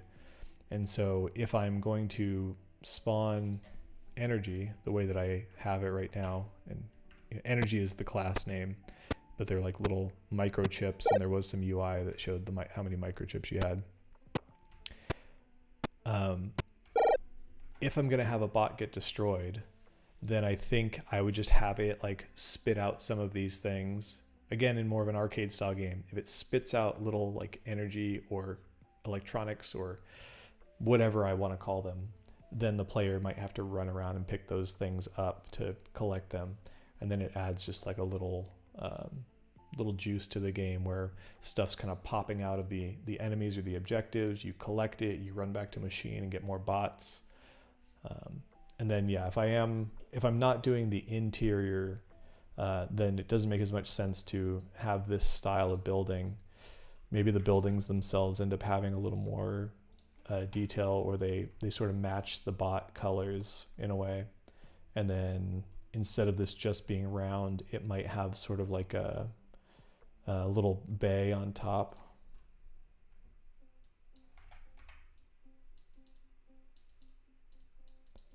Because I want the bots to have a spawn animation. So maybe these buildings get some sort of bay that opens up and a bot flies out and flies over to the player. That's how you get your new bots. And instead of a door, it might just have a panel.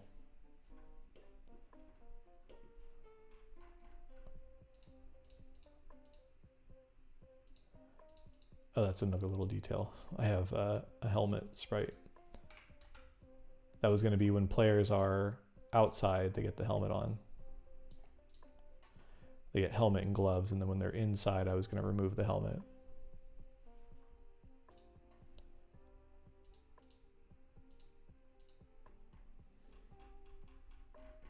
This was an old sprite that I drew for a different game a long time ago. I wanted to have it be a little bit bigger, but that size didn't really play well with the type of game I wanted to make.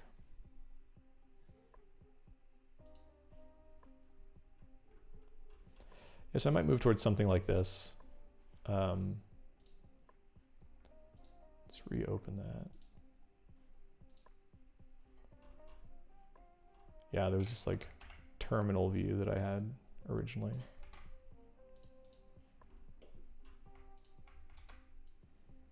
Yeah, so maybe it's just more of like a terminal interface on the front of these.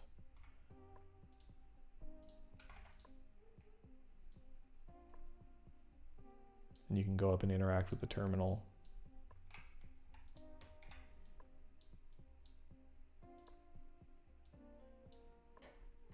And then your new bots spit out. If it's just that, I might make these smaller too. If I could fit it in 16 by 16, that'd be nice.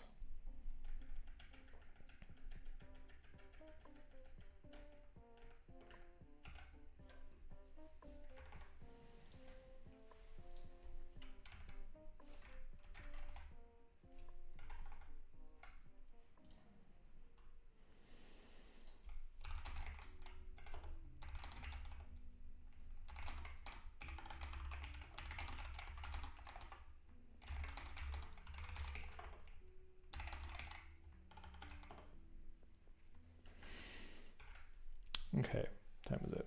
I got about 18 minutes left. What else can I work on?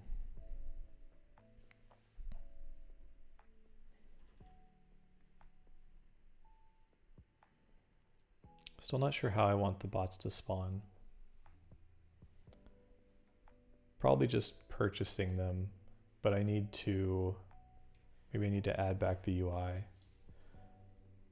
So maybe we start with that. That seems like a good 18-minute task.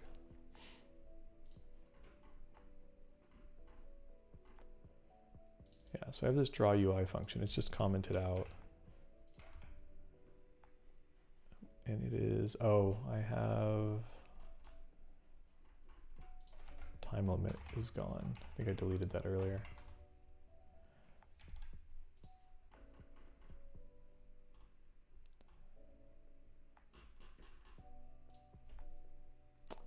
Where do I want to put this? So when we initialize the game, time limit is, let's see, it's 60 frames per second times 60 seconds in a minute times 10 minutes.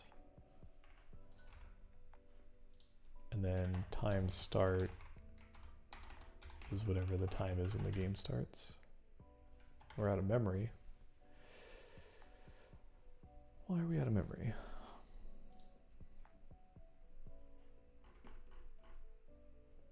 So we draw the UI. Time left is time limit minus time start.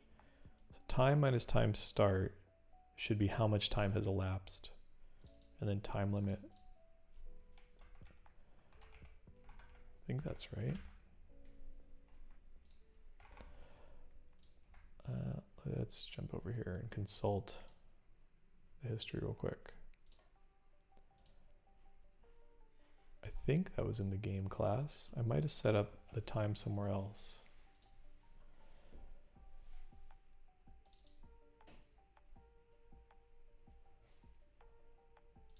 Time limit is way too high.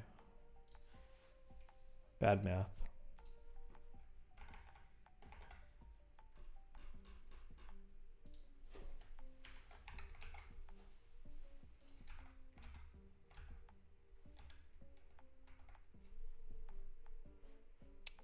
Global time left.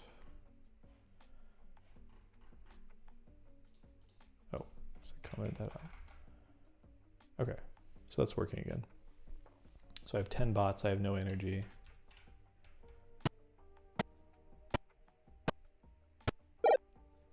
Yeah.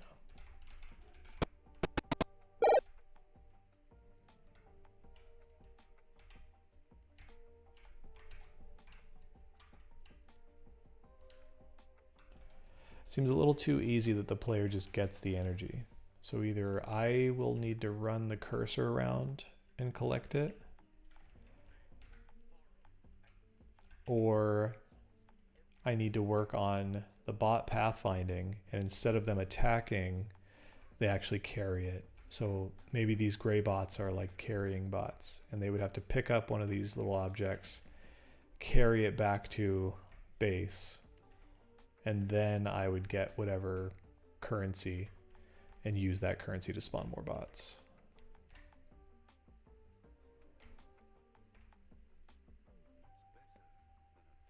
I think I want it to be a pretty easy currency too. So instead of all those little pellets, well, let's see.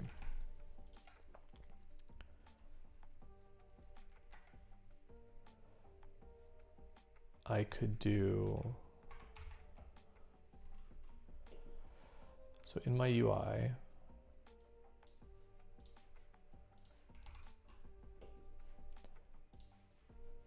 I could have a series of pellets, like a partial health. Let's see, let's circle and then draw some little circles on that.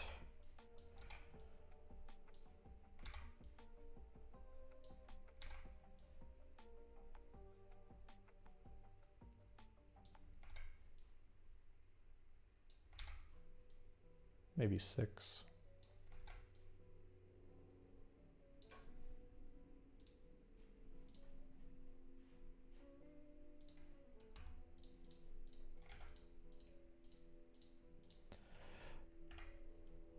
All right, thanks for checking it out, Evan. See ya.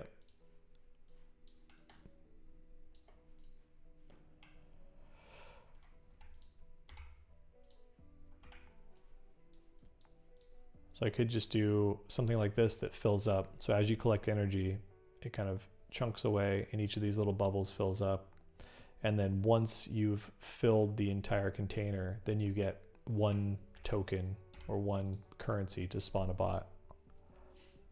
But I don't like the idea of having like chips or circuit boards or whatever I was thinking before, where you have to have like 10 chips equals 1 bot. I think it'd just be easier to know something filled up and I get 1 more bot token and I can now go buy a bot or spawn a bot, craft a bot, whatever I want to call it.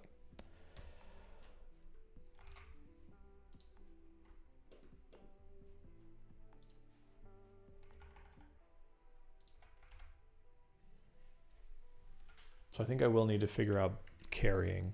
I think that'll add a little suspense as well if you have to throw your bots, and a reason to throw more bots on a single target.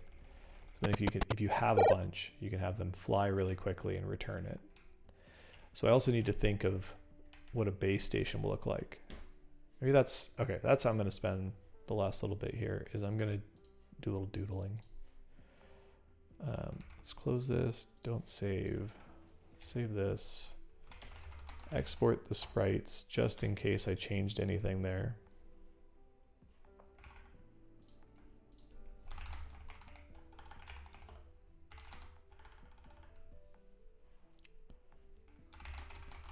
Let's add the script.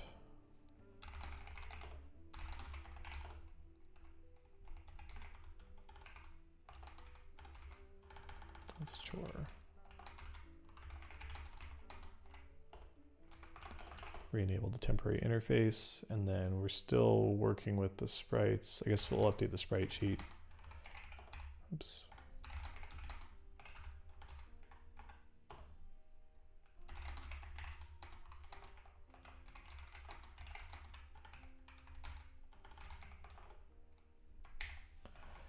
Let's jump over into A sprite. Okay. So I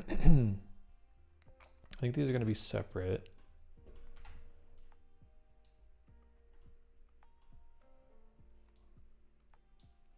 This is not going to look good. Let me scale this down.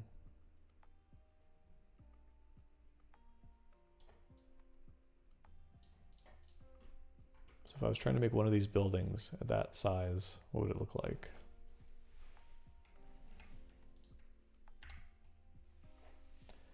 And the legs should still have the same scale.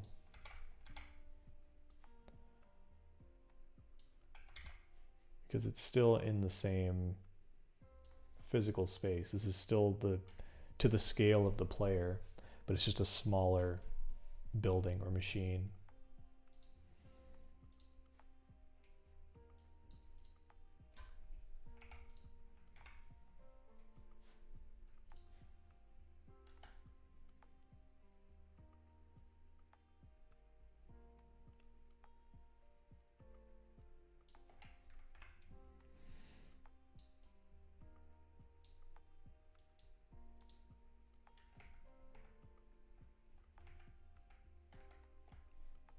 I might not make it perfectly round. I don't really want it to touch the bottom. I want it to look like it's a little bit elevated.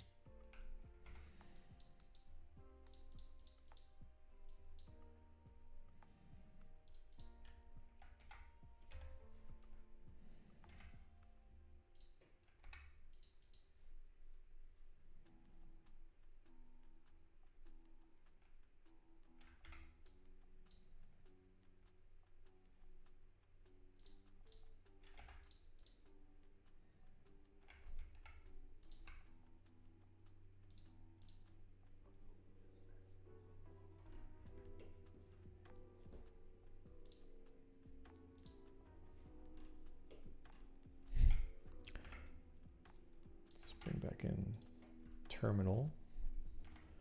I'll put that on another layer.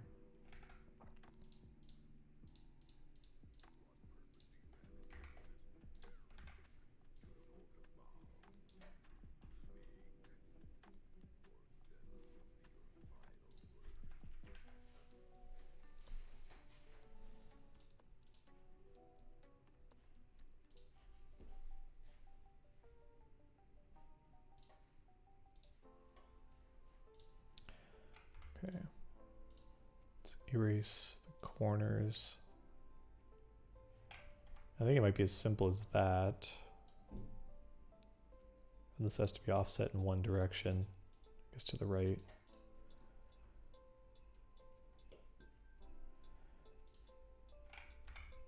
And then now with a much smaller space, we still need a hatch.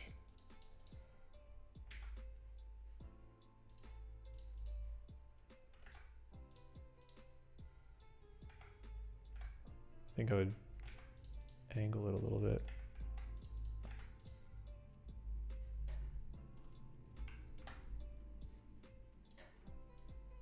Oops.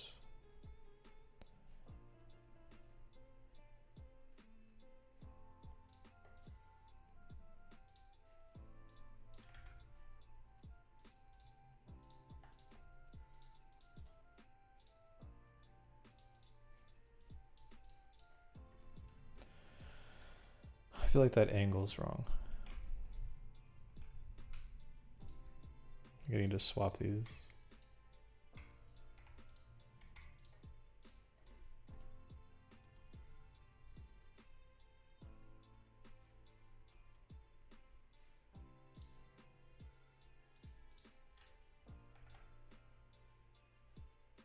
I kind of want it to be 1 pixel wider.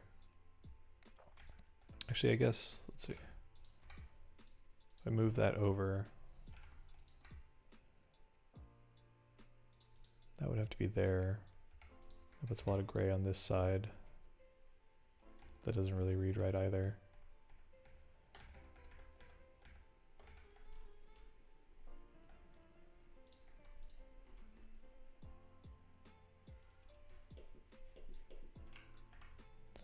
So it might be like that. And then when this opens up, that would be there.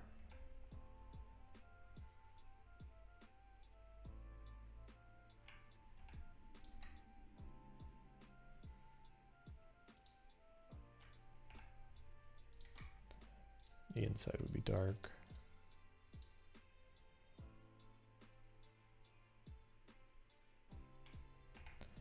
And so maybe that's telling me I need to have that go to that point.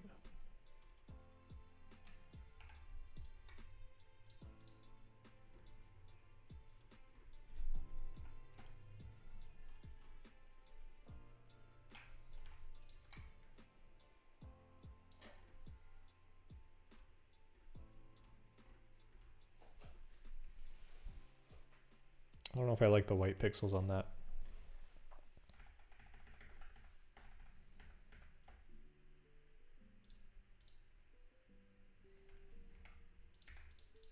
Then maybe now that I made it wider, that moves over.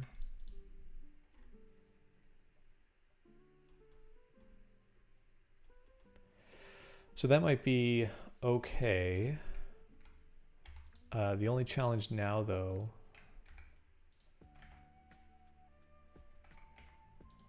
what tool am I on here? Why is this not working?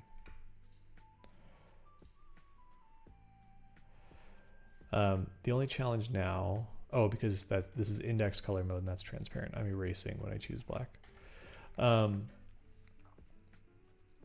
If I have these be different colors, then if I'm matching the bomb bot color, this is all going to be this blue. And then we don't have that distinction.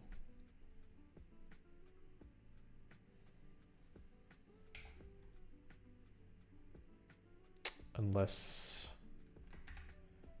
the whole thing isn't blue, but there's some sort of color indicator.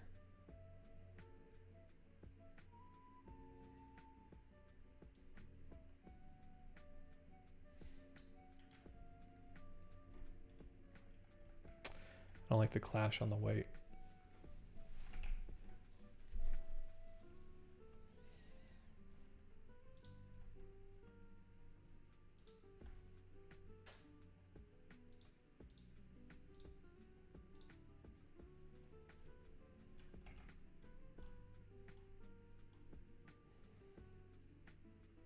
I don't want a picture of the bots on the screen because they'd have to be the exact same size.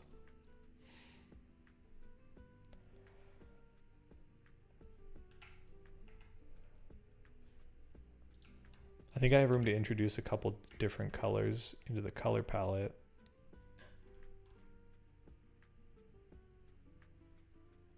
I could try and use a different shade of dark blue in place of maybe one of the greens. Right now I'm only using green in one place. I might have to change that.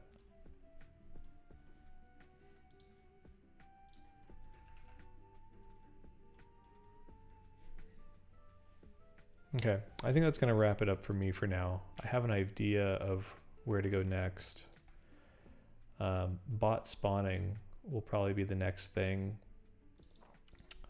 In the UI rework, I want to do adjust bot currency. I need to display different bot types.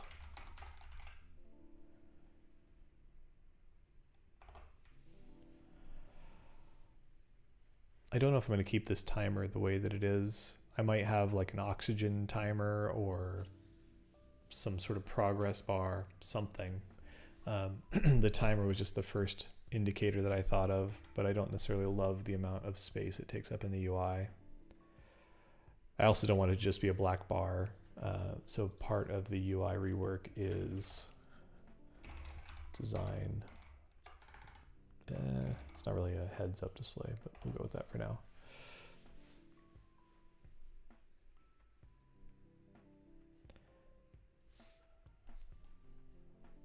I'm going to remove this off of here.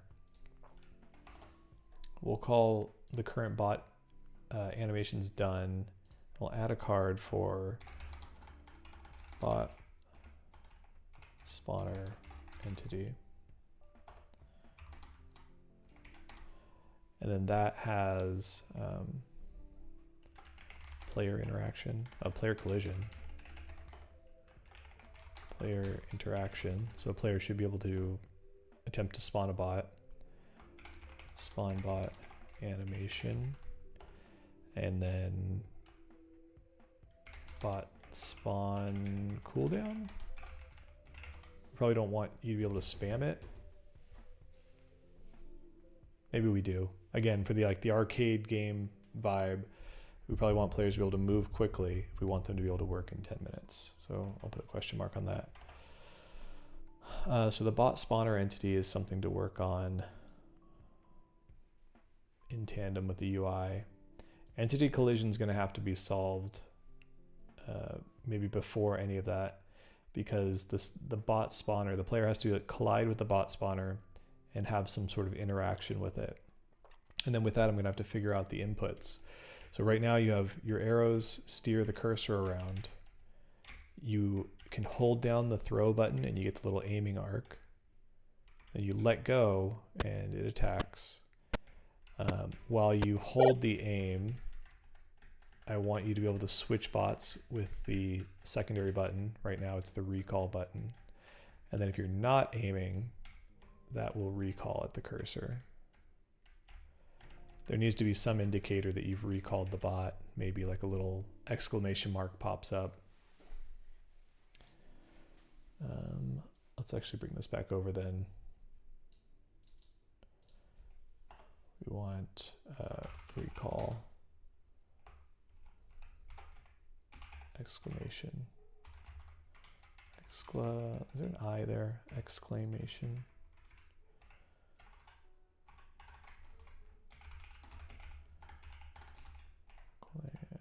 Exclamation. I had it right the first time.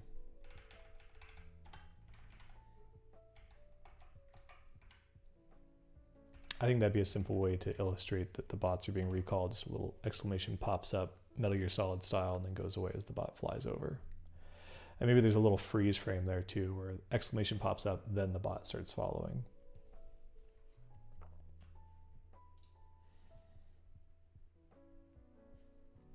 Whenever I'm wrapping up a session of working on this game, I like to make sure I've got some notes. Maybe it's not a perfect plan, but I at least have an idea of next time I get a little bit of time to work on this, what do I want to jump into?